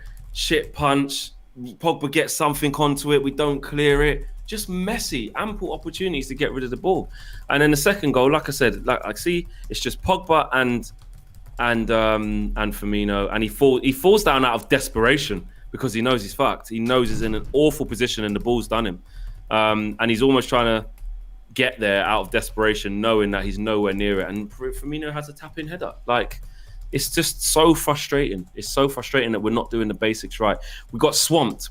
Just before, after we conceded, and then we're just before half-time. Let's get a bit of game management and get in and become second half FC and do what we do, at 1-1. But no, we just mess up. It's annoying. It's annoying. Well, I don't want to be like you and say I don't see us coming back in this. I'm going to say we will come back and win 3-2 because that's what we do. But this is a Liverpool side that is playing well. And it's a good Liverpool side, and I don't think they're going to let up because they need the 3 points. So it's not like 100%. A lot of these teams were behind to. It's your Villas, it's your Southamptons. This is a Liverpool side that's 2-1 up, and I think it might be a little bit different tonight because comeback teams smell blood, man. Daniel Pereira. But yeah, the thing that worries me about that is I don't think Liverpool have had to work hard for their 2 goals, so they've probably got more goals in them. Exactly, and we look very suspect defending as a team right now and stemming their flow. Trent's getting loads of joy on the right-hand side. Pogba is maybe not doing such a good job in stopping the crosses, but a lot of people have that problem against Trent, to be fair. Some of the crosses he's put in have just been almost unstoppable, to be fair. So maybe that's a bit overcritical of me. And in midfield, back to McTominay and Fred, they're just not controlling games. I thought Fred did okay. Which is why Sancho Fred did all right, but we are just we not flexing? don't control it through there. Are we not just pimping up? He's done okay instead of doing shit. Like, we actually over-exaggerate an okay performance because we're so used to there being shit. And what we need is like a Fabinho or something like that. Yeah, we need specialists in the positions. We need specialists in the positions. And I'm not saying it's because of Fred why we're shit. I'm saying collectively, we can't stem their flow and look after the ball well enough. We can't. We play with intensity in patches, you know, because when I was thinking we're doing quite well and we're pressing them quite high, you know, Alisson, you know, we're playing high up, force him into passing it to Cavani, could have scored then. Rashford on the right, just, again, doesn't look all that comfortable, but we'll probably come up with a moment in the second half because that's what he does. It's just not quite there. There's a lot of people in the live comments. Talk to me about Rashford because he was getting so much pelters, well, at the start of the half-time. What do you think about Rashford at the moment? What do you think the issue is? Or do you think there isn't an issue? There's two issues. Yeah, there's two issues. One, obviously, he's not 100% fit. Yeah. But more so to what we do associate with Rashford in general, even when he is fit, is that consistency of decision making and that consistency of, you know, having an impact on the game. And he is way better from the left-hand side, in my opinion. I think Rashford is a player who is now a little bit lost because he's seen Paul Pogba come and start smashing it on the left. He's seen Cavani smashing it up front, so he can't go there. And he's seen Mason Greenwood smashing it on the right. So I think he doesn't really know where he's going to be next. But obviously he's a big player for us, and Ollie will start him in the big games. But on form, like I've been saying, it should be Greenwood, Cavani, and Pogba on form. But he's just not having enough say. Yeah, exactly. Yeah, exactly. And at the minute, he's just not having enough consistent say in the game, and he just doesn't look comfortable on the right. All he really does is kind of look for Wan-Bissaka and give it to him and hope something happens. Or like we saw against, was it Roma or was it Villa? I think it was Villa. He had a bad game, but he made the cross for Cavani for the header. So he is capable of picking out a peach of a ball, but it looks like that's all we're waiting for right now. Waiting for that peach of a ball or that ball through or that mistake. We're not having sustained pressure. Lee Taylor says, Mark, you've done goalkeeping coaching. Why is Henderson not catching that corner? If he catches it, the threat is killed, but he's punched it and we then concede it. I did goalkeeping coaching when I was like 16, and I don't know why I even did it, but I know all about if you're running out, it's all about your angles. You know where your angles are. You can, you know, if it's going. No, you got to have a W. W when you catch. you do the W like that, and you know when you stood on your front post, it's you figure out that an arm's length it's going in that way, and you know you close your angles off. And I don't think he can come and catch that corner though. He can't catch that corner. He shouldn't come for the corner because McTominay is. Just let him deal with it. And if he does come for it, Flex is right. If you come in for it, you punch it, and you don't punch it across your goal like that. It's not a good punch. If you punch that, you punch it back the way it's coming from, diagonal towards the left wing. He ends up coming for something. Goes into McTominay.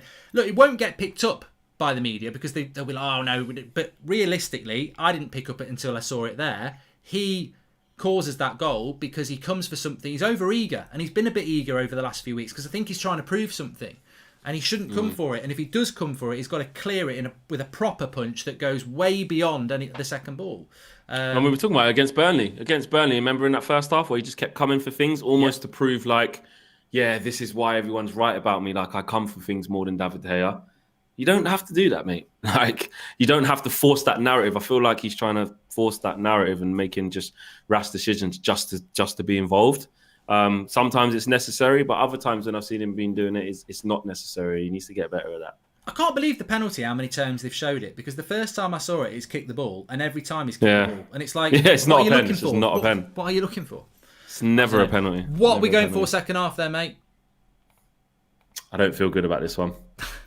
Go on, say we're going to lose, we might win.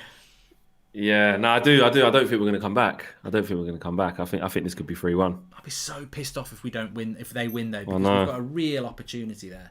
I know it'll be wasted, and they got their tails up, like you said. They got their Champions League football in their destiny. They're 2-1 up at Old Trafford. Like you said, they didn't have to work particularly hard for those goals. But to be fair to them, they worked hard in terms of changing their performance to keep intense and keep us under the cosh. They did do that and make the chances, but the types of goals we conceded were poor. But yeah, I got a bad feeling. I don't think we're going to come back. Okay, well, we'll see you on the fan forum, mate. I'm Hope I'm just wrong. going to say we Hope will I'm come wrong. back. And Cool. we'll see you in a bit, pal. Cool, man. Cheers, mate. We're just about to kick off second half. Let me come back there. Watch along. Second half is kicking off. I hope we win. I mean, the one positive I would say is that they're as shit at the back as we are. So we need to create more, though. We've not created enough chances. McTominay's not on Liverpool's midfield level. Fred only has the energy. It's so tough to watch when you have guys like Bruno, Pogba, Cavani up front when there's no service, as Brian Boyle. If United lose, it'll be the first time ever they've lost after scoring first at Old Trafford, says anything with Tom. Really? Both goals are Pogba's fault, says John. Well, I think the first one's Henderson's fault, and I think the second one's Pogba's fault. Having seen it back, I think that Henderson's shouldn't even come for the cross, and if he does come for the cross, he's got to punch it better than that. I certainly think if De Gea does that, he's all over the papers for it. But you know, cum si cum sa, people will make their own decisions. But what I was going to say is that it is really, really the super chat there was spot on. You've got Cavani, you've got Pogba, you've got Bruno, you've got Rashford in an attacking sense, and we're not getting them the ball quick enough. And why are we not getting... Oh, piss off, Fred! Piss off! You are useless, mate! Why are we passing out from the back with Fred? You bloody prat! We're so lucky not to be 3-1. What are we doing passing out from the back? We're inviting our own problems here. No! No! You're useless! You're bloody useless! What are you doing? This comes from Fred passing out the back. Luke Shaw tries to pass out from the back. What are we doing? Bunch of prats. Henderson should save it again. Useless. Get a new midfield. What are we doing? Passing out from the back. We think we're prime Barcelona. We're prime Stoke. What a joke. What are we doing? Luke Shaw's trying to bloody Messi his way out. What a mess. Firmino gives it to Trent. He shoots. Henderson makes a cock-up of it. Oh, it's a calamity. Fred, Luke Shaw, Lindelof, Henderson. Bloody joke. Oh, my God. This is a bloody joke. 3-1. Call in the clowns. We are a shit heap at the back. An absolute shit heap. Oh, God. What is he... Look, get De Gea back in goal. Get De Gea back in goal. Enough of this bullshit. Get De Gea back in goal. There's 2 mistakes Henderson's made tonight now. Get De Gea back in goal. These are big games. We're going to get hammered. We're going to get bloody hammered.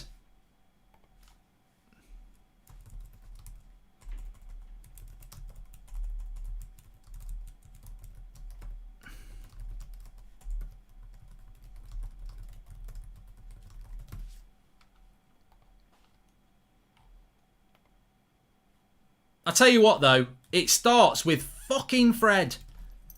What is he doing not looking and trying to flick it? He's on the edge of the box and he tries to flick it. Oh, we've got a lot of work. Do not go signing Jadon Sancho because he'll be... You know what? Jadon Sancho will be on the right wing going, what the hell is going on? If you can't get the ball to the forwards, you can't do anything.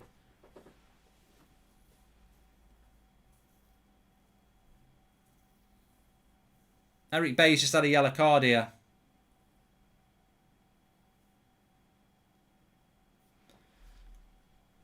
Is Henderson that much better than De Gea? Not convinced.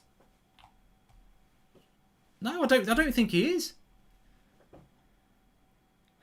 Rule 1 for goalkeepers is don't put it back into the danger zone, and Henderson does that a lot, says Joshua Bowater.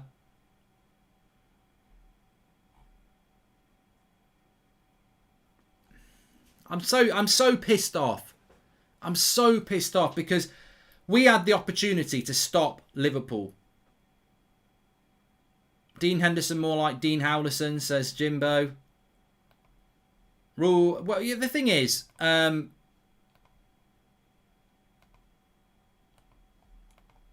thing is, we are masters of our own downfall here, and they're cutting to Harry Mcguire. But you know, what's Luke Shaw doing trying to run out from the back? What's Fred doing flicking like that? Why is Henderson palming it back into the danger zone? It's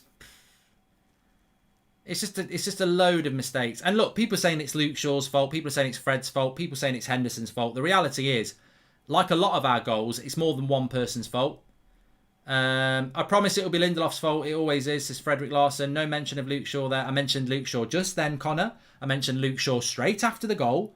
Wind your neck in and open your ears up. Stop looking for agendas. I said straight away, when that goal went in, why is Luke Shaw dribbling out like Messi? It's a mess. So don't start trying to start with your agendas with me. I said Luke Shaw was at fault. I said Paul Pogba was at fault for the second goal. These are players that I like. I will be fair. But the point is, on that goal, Henderson should do a lot better. Fred shouldn't be pissing about at the back. And Lindelof's pass in the first place was shit. And Luke Shaw shouldn't be trying to dribble his way out. So, look, apportion the blame fairly. Unfortunately, it's another goal where there's loads of people at fault because defensively we're a bloody mess. With all due respect, remember De Gea's first season, he should have saved it, but give him some time. He needs it like De Gea needed time, says Cammy. Well, I disagree with you, Cammy, because why does Henderson need time when we've already got De Gea, who's only 30? Like, we shouldn't be changing our goalkeeper. That's my point. But look, whatever. I like Henderson. I think he's a good goalkeeper, but he's made 2 mistakes tonight.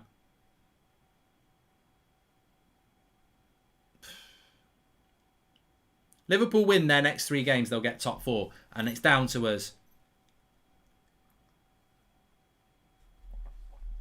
Bloody knobheads.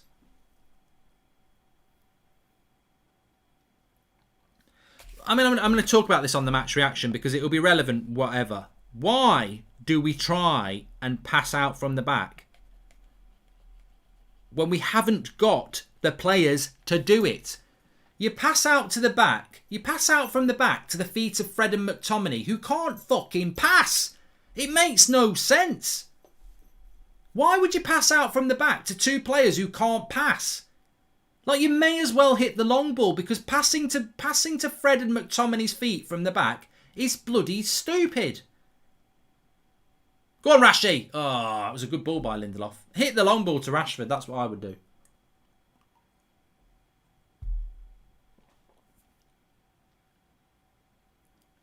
I think Flex might be right on this one.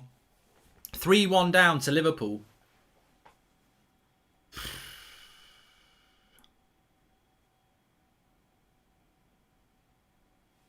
And you know what? If Rashford's not fit, take him off. For God's sake, if he's not fit, take him off. He shouldn't be starting. Greenwood's warming up now. Why is Rashford playing if he isn't fit? I love Marcus Rashford, but he's just getting shit. And if he's not fit, he shouldn't play. Bailey was having a great game. When I say he's getting shit, I don't mean he's getting shit as a player. I mean he's getting shit from a lot of you lot. Bailey was having a great game, says Kenny Rivers. Sick of McFred. If they're not fouling players in dangerous areas, they're passing it to the opposition. Big games show who's good enough. They're not, says Jake Marshall. Fred and McTominay off. Matic and Donny on. Ollie won't do it, says John O'Neill. I think they'll play 90 minutes, mate. To be honest, Mark, if I had to play with Fred and McTominay in front of me, I'd take it up on myself to do more than I can as well. There's no way I'm trusting them with the ball. Useless cretins, says Mr. Glon Johnson. If I was a defender, I wouldn't pass it to either of them. I'd just hit it 40 yards. And I'd say, when Ollie says, why are you doing that? I'd say, because I ain't fucking stupid. I ain't passing it to them and getting the blame.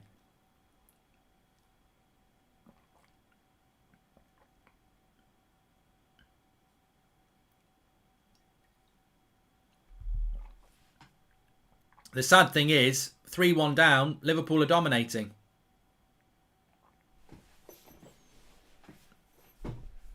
Only person who is at fault is the media, says AJ Singh, for driving this wedge in our team and influencing Ollie to do De Gea dirty. This boy will never fill David's shoes. Ollie should have played Axel, says AJ Singh.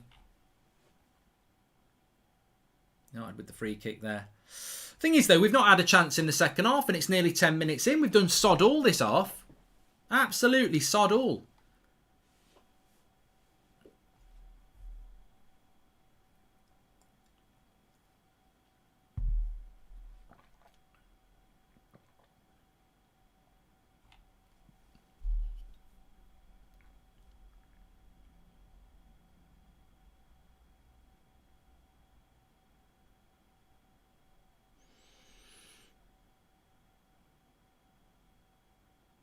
Go on, Bruno. Go on, Bruno. Got nothing ahead of him. That's it. That's it. Foul on Pogba. Come on.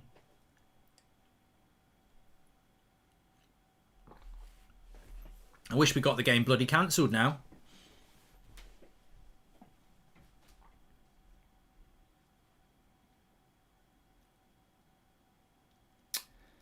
Yeah, you can vote for your player ratings. They'll be out in about 20 minutes on the website, unitedstand.com. I'll drop the link in the video description. Henderson, game over. Pathetic. De Gea mistreated, says Kyle. If McTominay and Fred were one person with the ability of both of them, they still wouldn't get in a top 4 team, says Max. I agree. I agree.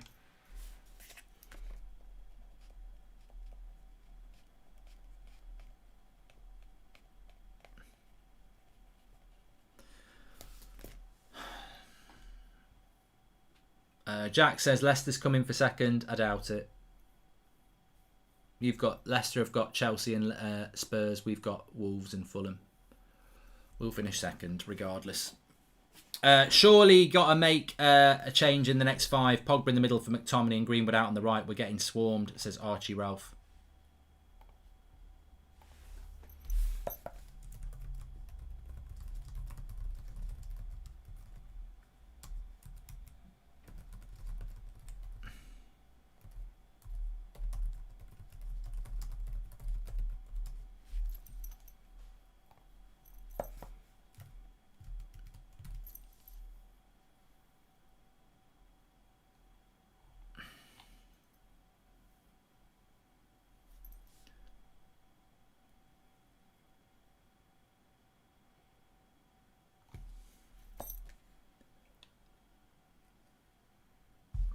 So apparently there's some record where United have scored first and never lost in the Premier League era. So we're about to lose that, I think. Ollie has never been able to coach us to play through the lines under pressure. Once we go 1-0 up, we concede possession. The mentality is wrong and weak, says Sam. Why just have we given Bay a new contract? Piss poor, says Sean Collins. Because we're a cheap club, mate. The reason we give people like Pereira, Phil Jones, Juan Mata, Matic, Eric Bailly, the reason we give all these players big contracts is because it's cheaper to keep them than it is to replace them and get somebody better, because that'll cost you 30, 40 million. And that's Glazonomics. It's cheaper to keep somebody at the club who fills a position than it is to move them on because they're not good enough and buy a better player. Because we're a business, we're not a football club. And until people realise this, the longer we will keep doing it. That's why protesting today was so important. That is why, not buying the merch and everything is really important. Get Matic in. We need to control the midfield, says Abdullah. Rashford just caught one on his foot there. Please subscribe, by the way, bottom right hand corner. You're very welcome. We're live every morning at 10 a.m. and 8 p.m. on the night time as well. Live and interactive with the United chat. We went 1-0 up to Spurs and lost 6-1. Yeah, that's not the first. You're right then, Oliver. I didn't think that stat was right. This is why we drop points and need a CDM, says Vero. The thing is, I can't think of a save that Alisson's had to make. I daren't look at the stats, but I will.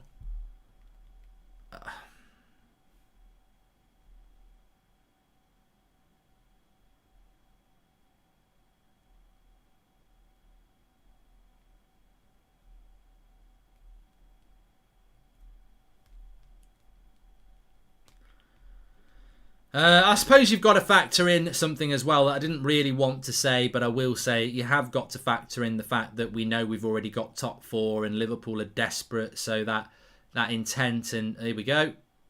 It's 4. It could be 4. Is it the post? Should have been 4-1. He beat Henderson and he hit the post. My God. Jota hits the post. They carve us open like a Christmas turkey again. We've had 1 shot on goal. They've had 7.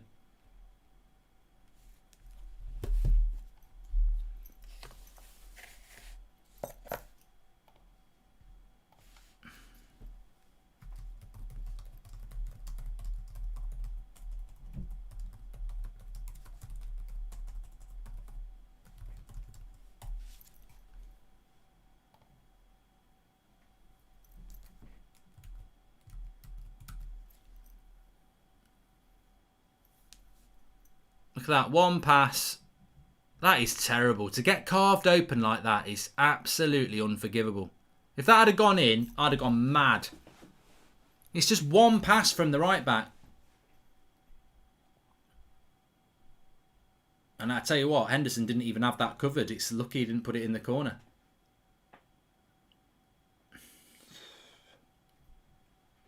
Look at us still trying to pass out from the back. The game plan's broken, Ollie. You've got to change it. They're pressing the shit out of us.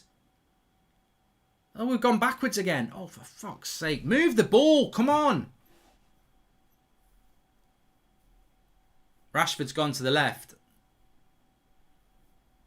And Bruno's gone to the right.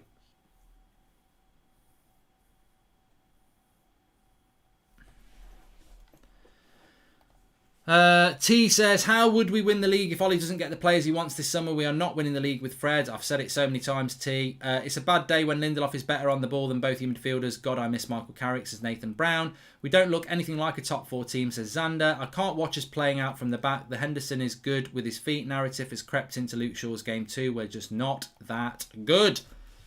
Well, it's an opportunity for United to put a cross. I mean, if we can just get a goal back by any means, I don't think we deserve a goal, but if we can get a goal, it just sets it up a little bit, doesn't it? No. You taught as a kid to not to ball watch, but United always seem to do it. No player has played well today, says JW. There's another player down injured here. Well played, Wan-Bissaka. Oh, what's he doing? Good save, Henderson there. Fucking hell, we're all over the place here. Good save, Henderson there. Wan-Bissaka makes a great tackle and then tries and does a stupid flick. We will see next season. Ollie is not right, manager. It was a good transition till now. We want world-class players, but not a world-class manager.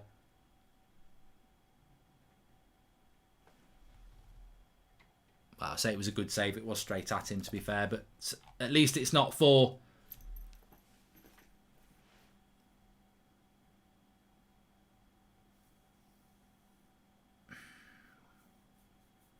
I think that comment was absolutely right. Name me a player that's played well tonight. I mean, even Bruno and Cavani and Pogba in an attacking sense, you'd have to say they've played badly because they haven't had enough of the ball. They've made us look a shambles.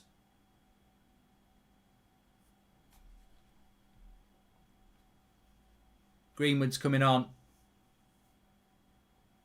Fred.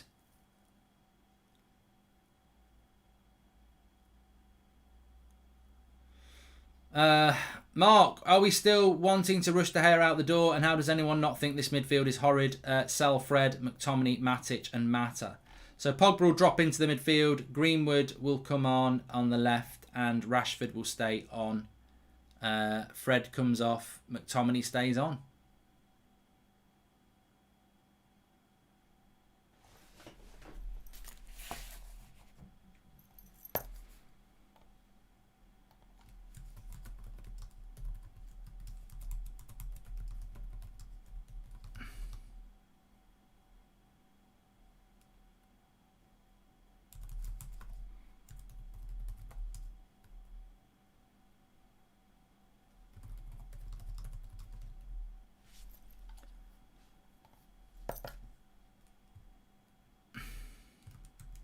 Tactically, it's the right switch. I mean, it's a toss of a coin, really. Fred or McTominay. I think Fred was better in the first half, but he was shit in the second half. So, I think Fred has played a few quid to play for the other team, says Dara Coyle. And if Fred plays full 90 minutes, we might as well end up 6-1. Well, he's took him off, says Sarav. Trading with Kieran says that maybe after this game, people will appreciate Mcguire a bit more. He's crucial to the team. Yeah, I do agree with you on that. I do agree with you on that. But I also think all of the goals probably still would have happened with Mcguire in the team. Because we still would have tried to pass out from the back, I think. But, you're going to... I think we knew we would... Well, many of us knew that we would miss Mcguire because... He is our best centre-back. Pogba in the middle. I prefer Pogba in the middle.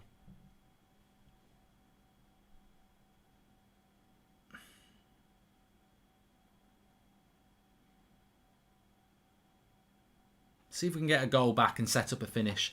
Why is Rashford still on? Because Rashi might get a goal. Don't think Lindelof has had a poor game individually, but he's part of that defence. I've had more impressive shits than this defensive performance, as Mr. Glenn Johnson. The funny thing is, I don't think Luke Shaw's been terrible, although he made a big mistake in the third goal. I don't think Wan-Bissaka's been terrible, although he's made a few mistakes. I don't think Bailly's been terrible, and I don't think Lindelof's been terrible. But you are judged as a defensive unit, and as a defensive unit, they have been poor. At the end of the day, when the smoke settles, this manager is not good enough to win a title, says United Channel. Well, this team isn't good enough to win a title.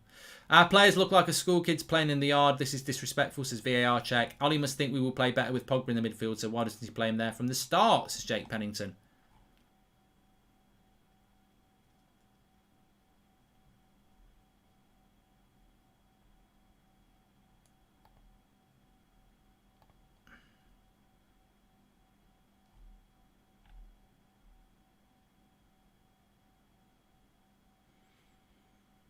Gazook says, Henderson would make a poor waiter, he spills everything.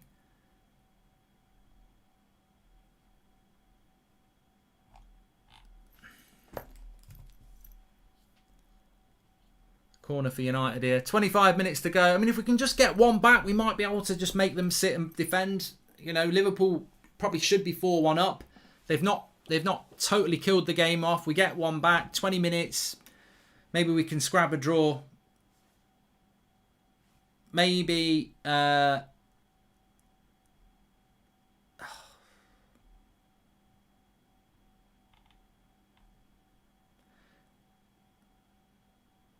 watcher says maybe the black advertising signs are clashing with their socks.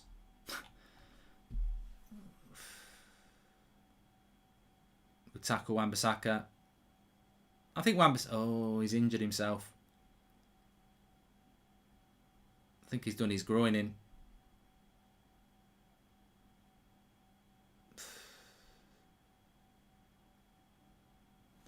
Why does our midfield not seem too bothered when they lose the ball in the centre of the park or let runners run beyond them? Send them to McDonald's, says Julian S. Cavani. Go on, Rashford. Go on. Yes! 3-2. Come on. There's still time. Let's go. Give us the ball, Trent. That's why he keeps Rashford on. That's why he keeps Rashford on. Get in. 3-2. Manchester United. Let's watch this back. Lovely ball by Luke Shaw. Quick ball. Little flick by Bruno into Cavani. And Cavani slips it in. That's quality. That's a quality goal. From back to front. Shaw, Bruno, Cavani, Rashford. Get in. 3-2. That's the goal we needed. Bit of time. Bit of time. Make them think. Make them be a bit scared. Liverpool need the result. Come on.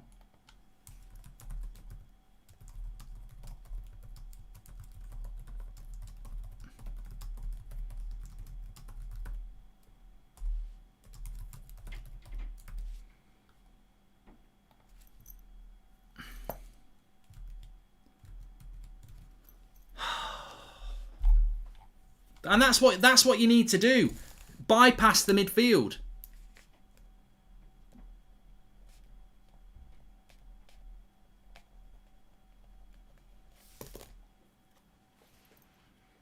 Luke Shaw there, he just bypasses the midfield. Instead of going into the midfield, he plays a 30, 40 yard pass. Come on, defence. Switch on now. Switch on now. Spike says, Chuffy made me swallow my words, play him left. Well, yeah, I think that Rashford off the left is a better player as well. He's more... I think he can play better on the right, but I think it's obviously a problem for him. Pogba in the centre is the difference marks, as Michael. Well, Pogba didn't have anything to do with that goal. I like Pogba in the difference, Michael, but hopefully over the next 20 minutes it can make more of a difference, yeah. Chat is going in on Rashford because Martial isn't here to take the blame as he always does. Rashford's game has not changed. The agenda's shifted, says Raven.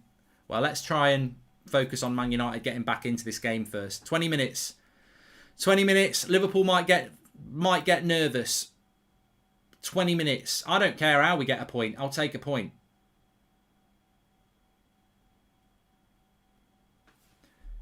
What a difference Fred being off is, says Eric. I still think McTominay's crap, mate, to be honest. But at least there's only one of them on there. I think, to be honest with you, putting Pogba into the midfield, Rashford on the left and Greenwood on just gives us more energy. Go on, Luke. Oh. Go on. Greenwood. Oh, off the line. Oh, off the line twice. Oh, I was ready. I was so ready to celebrate. How's this not gone in? The glasses have come off. Steamy window. Oh, Bruno hits it. Greenwood hits it off the line. Oh, come on.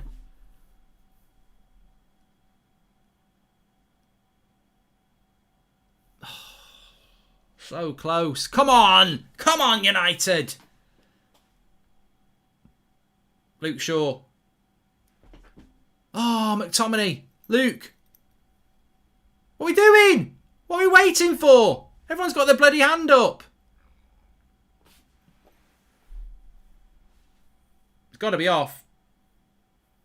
Come on, this is on. This is on. We've got it now. Come on, the lads. Momentum. Come on, lads. Come on. We got this. If this was at Old Trafford, you could hear the Stretford End roar. Bruno. Oh, God, Cavani is not going to get that. Come on, I can feel it now. I can feel it. Come on. Come on. Spirit of the Dam Busters. Let's go. We do not have the squad to win anything, but we'll find out. We do not have the coaching staff or manager to do it either, says Brad. Come on, lads. Keep pushing. 20 minutes left. Come on. Let's have it. Should be 3-3. Greenwood. Lovely finish by Rashford, that was. Come on.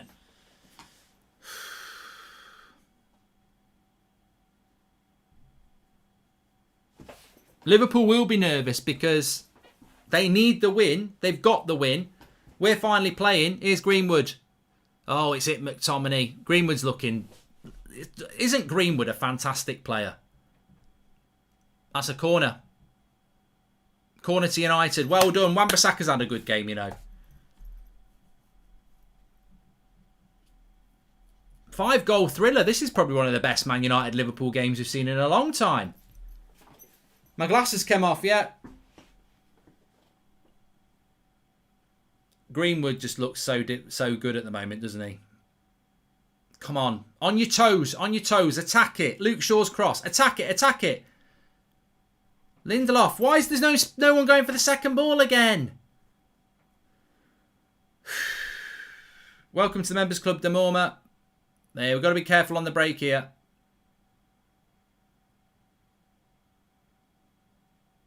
Oh, bloody hell. Salah shoots.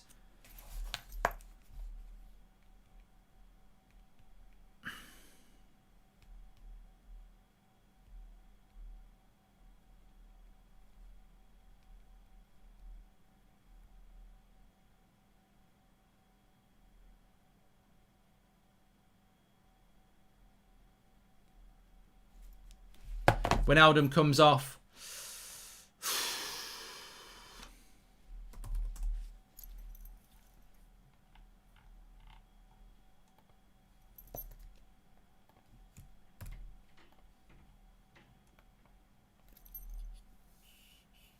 I said there'd be more than 3 goals in the game, didn't I? I said that in the first half. Read it like a book. Could just see by how open the game was. I tell you, I love a bloody draw now. I love a draw. Links to the video description, by the way. The player ratings are open. Mark every player out of 10, 6 being the average. To do that, star next to your man of the match. We'll be going through that on the match reaction.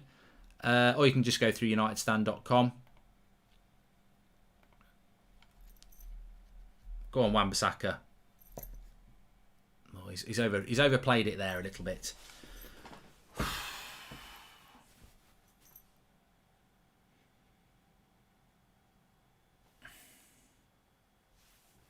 Of course, Liverpool will be a threat on the break. Well, not even on the break. They've been a threat all night.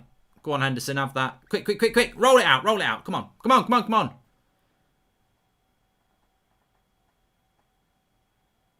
Nice ball by Pogba into Greenwood. Come on, second ball, Bruno. Oh, lovely play by Bruno. Oh, I just can't get it out to Rashford. Generational talent. Looks like he's got a goal in it. Oh, Henderson did really well there. I think he might have been offside anyway, Mane.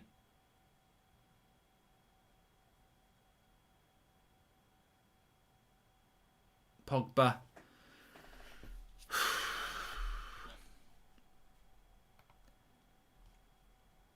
Sir Squaddy says, Mark, don't think the leaderboard is working on picks as the guy in first has 2 points, not 31. Okay, we'll have a look at that. Jordan says, Fred is the problem flat out. CDM has to be priority. Said it all season. Rash is a super sub, not a starter right now. Mason on fire, says Jordan Brown. And Roop Op is live with 1 or 2 watching. Show some love. Small YouTuber. It's his dream to represent his country in esports. Roop Op is live. Shout out, please, says Yash Singh. Roop Op is live with 1 or 2 watching then. Shout out to Roop Op. Thanks for that, Yash Singh.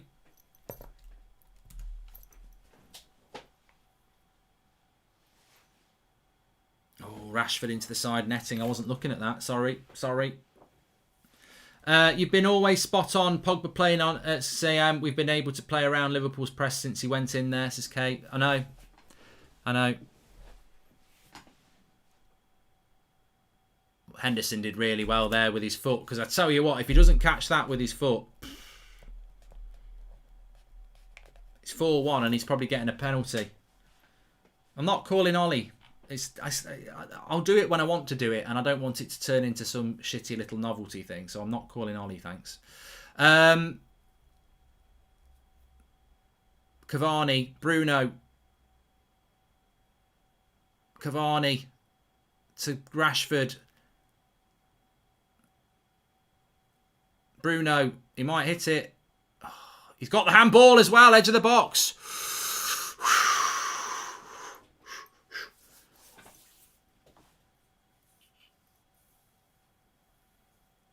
It's dead centre. It's right on the edge of the box. It's definitely a handball. That'd have been a penalty in the box.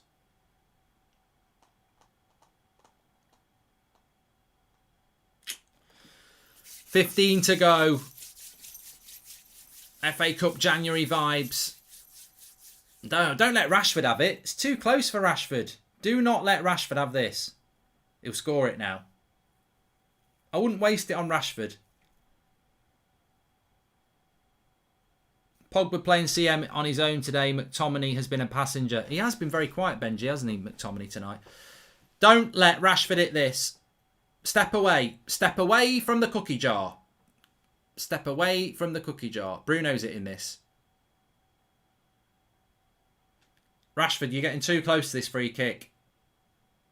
Move it. I don't care who scores it.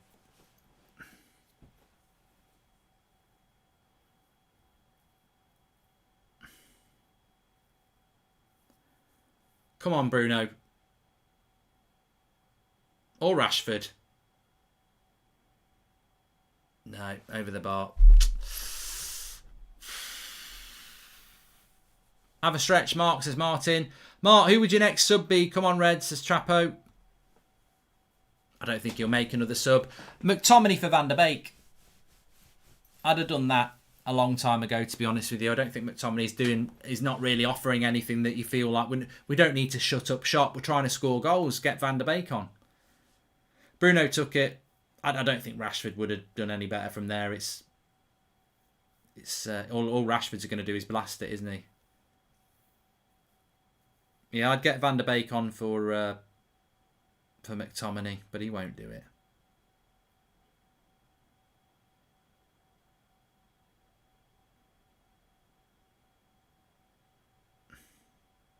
Yellow card for McTominay.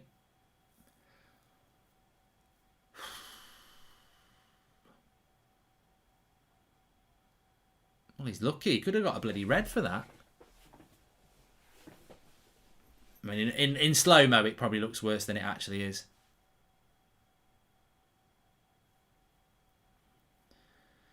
I think we're with 20 minutes to go at 3-2. We had a really good bit of chance with Greenwood, and I just don't want the game to sort of fizzle out here.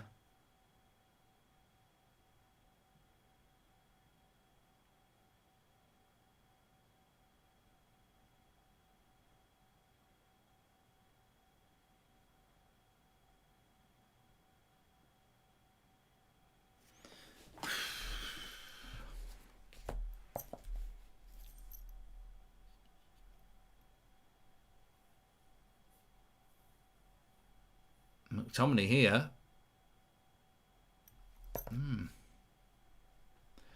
10 minutes to go. Rich, put the vodka down. Busy day tomorrow, lads, says D. Foster. What are we doing here? Good tackle, Bruno. I tell you what, I think Bruno's had a good game. When we've got him on the ball, he's looked good. I don't think that Mane thing was even in the box, was it?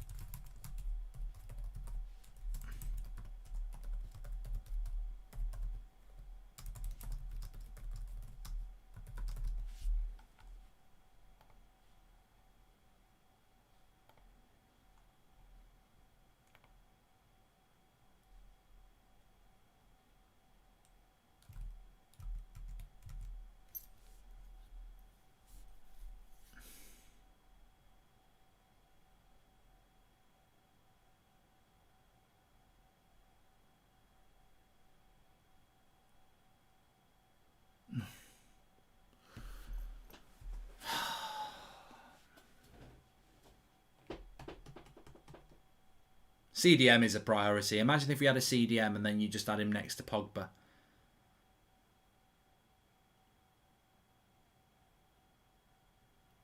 Lovely ball into Bruno.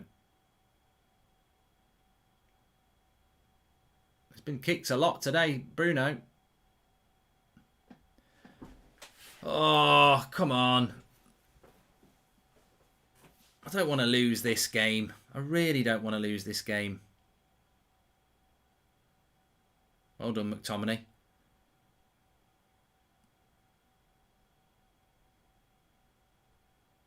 Should have just played on there.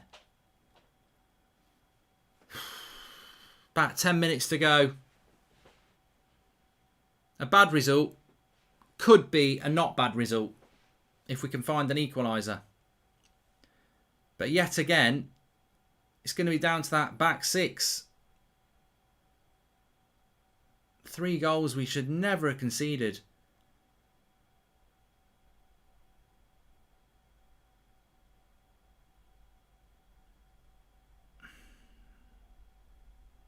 Hollywood ball there. You're going to hit those balls. You've got to make those balls happen, Scott. Otherwise, give it to Bruno or Pogba and just let them do it.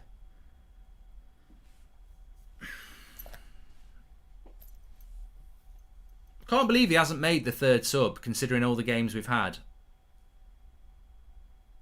No, we're just hitting long balls now. We're running out of ideas here. We're running out of ideas.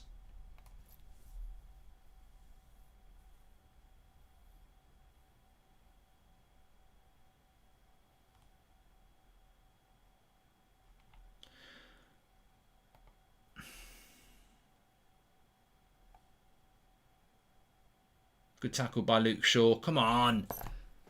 I just keep thinking about that Greenwood chance. So close. It would have been 3-3 as well.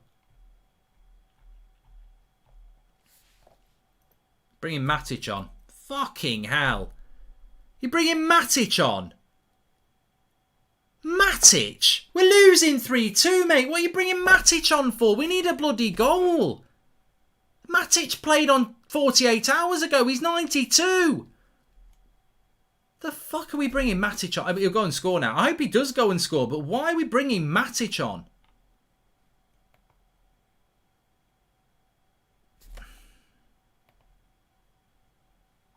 Well, that's stunning, that is. You need a goal, you bring Matic on. Van der Beek may as well pack his bags and go on his summer holidays.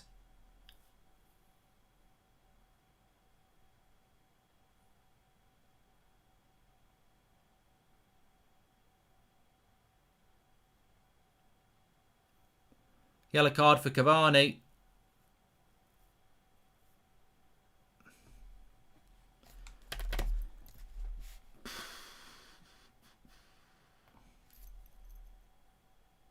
A lot of yellow cards in this game.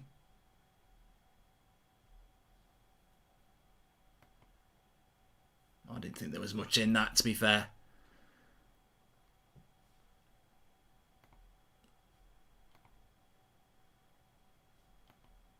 So Bailly, it's took Bailly off. Well, maybe because Bailly's carrying an injury again. I don't know.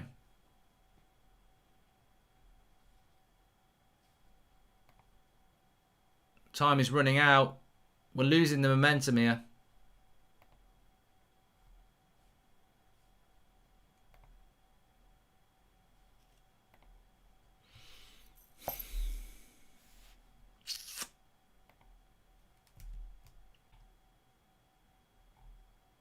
Refresh, it just dropped out there for a moment. Website just dropped out. Sorry, internet just dropped out for a minute.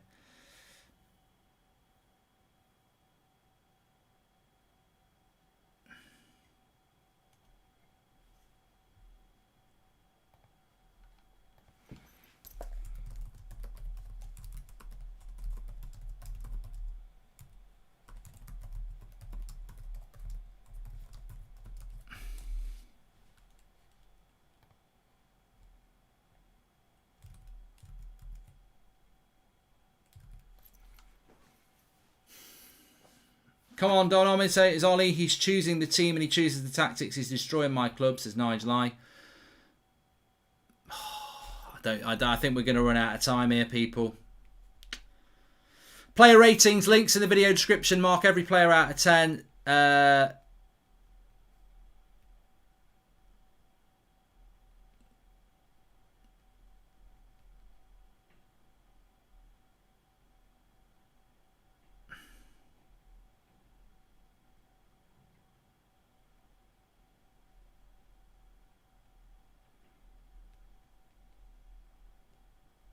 Put a star next to your man of the match.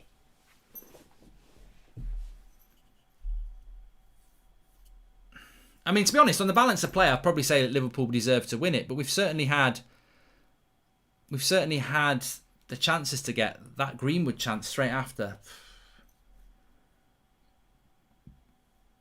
But you can't concede 3 goals like we've conceded and expect to get something out of the game.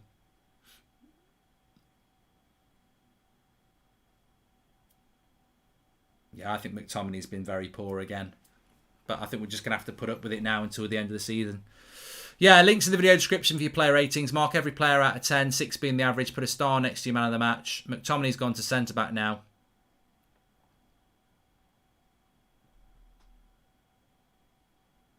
And Greenwood's looked lively, hasn't he?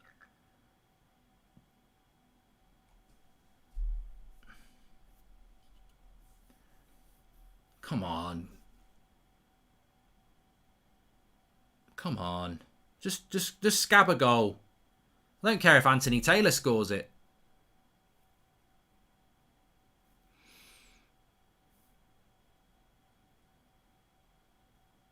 You know what, as well? We've probably just given them a chance of getting Sancho. It's ridiculous.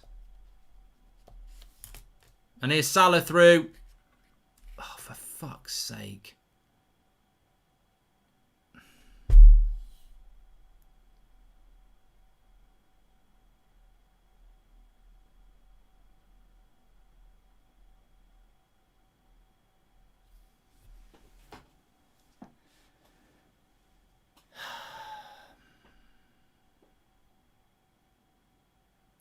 Game over. Matic loses the fucking ball. Why did we bring Matic on? And then Salah, he runs away. McTominay trying to catch Salah is like a cheetah in a Ferrari, Salah. He just sprints away from him. Henderson, when you want him to come out, fucking stays at home and leaves all the goal wide open. Why doesn't Henderson close the gap? There, he stood on his 6-yard line. You've given him most of the goal to shoot out. Why didn't he close the gap? Oh, fuck off, the lot of them. Have you seen how much Henderson leaves of the goal there? He's not even on the edge of his 6-yard box. He leaves half the goal for him to score. Come out and close the angle. I was talking about that at half-time. Matic, why is Matic coming on? I tell you what, we're creaking like an old gate. Fucking hell. I'm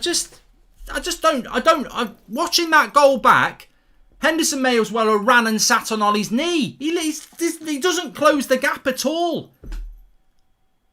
The keeper's got to make the attacker work there. But Matic as well. Fuck off. Rubbish. Rubbish substitution. Bollocks. Absolute bollocks. 4 goals.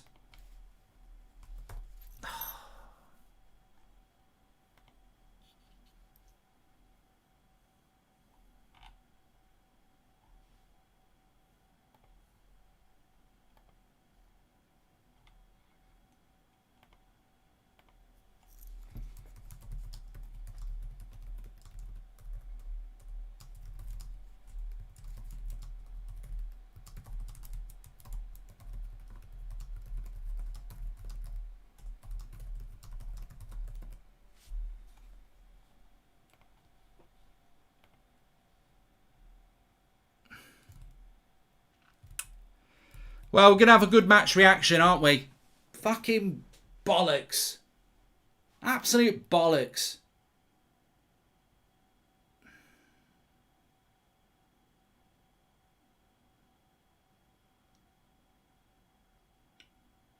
And the Glazers, they think we're going to buy Sancho and that's going to make everything all right. That team needs a new spine. Get De Gea back in goal, buy a top-class centre-back, a top-class CDM, and then we can talk. It has been an easy win for Liverpool. You're right.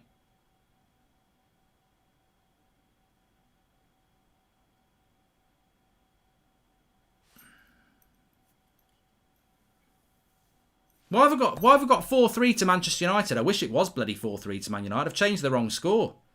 Bloody love it to be 3-0 to 3-4 to Man United. Sorry, everybody. If you haven't been watching the game, it definitely isn't 4-3 to Man United. It's 4-2. Some of the super chats coming in. Let's have a look.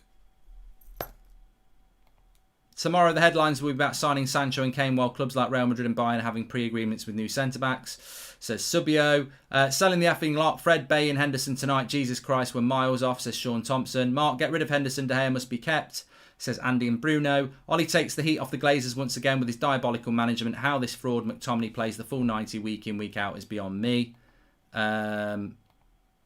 And Leo Man United. Mark, this has been us all season. You know what? That we are not coached well. Like, seriously, like, why are we surprised? It's Leo Man United. Julian S said that there. I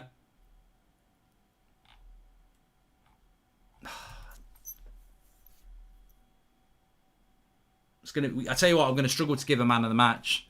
Really going to struggle to give a man of the match. Matic again. Fucking useless. What did he bring him on for? Why is he not bringing... If he needs to play, if you're going to take Bailly off, why put McTominay at centre-back? Why not just bring Twan Sebi on and keep some fluidity? Like, why have we done that? Why bring Matic on? The substitutions are baffling at times. They really are. Rashford misses. It would have been too late anyway. It was a lovely ball by Pogba from the deep, which is why I like Pogba from the deep. That's the final whistle, everybody. I'm not going to hang around. I'm going to get onto the match reaction. It'll push you onto there anyway. Links in the video description for the player ratings, and we'll head straight over to the match reaction and discuss that shit show from United, really. I know we're going to get second place, and I know we're going to get Champions League football, and I know people will say it doesn't really matter, but it does matter when you go into a game and you try and win, and you get absolutely outclassed by Liverpool, who we also could have put into the fucking Europa League. I mean, what a bunch of fucking bottlers, really. Come on. It's Liverpool. We could have put Liverpool in the Europa League, and we've probably put them in the Champions League. And we want to buy Sancho, and they want to buy Sancho, and we've just gone and put them into the fucking Champions League. Useless. Useless shit performance. I tell you what, I'd be giving Man United players a high five, Jurgen, as well. I'll see you on the match reaction in a minute. Player ratings, link in the video description, and we'll go through this in a moment. See you in a minute. It'll put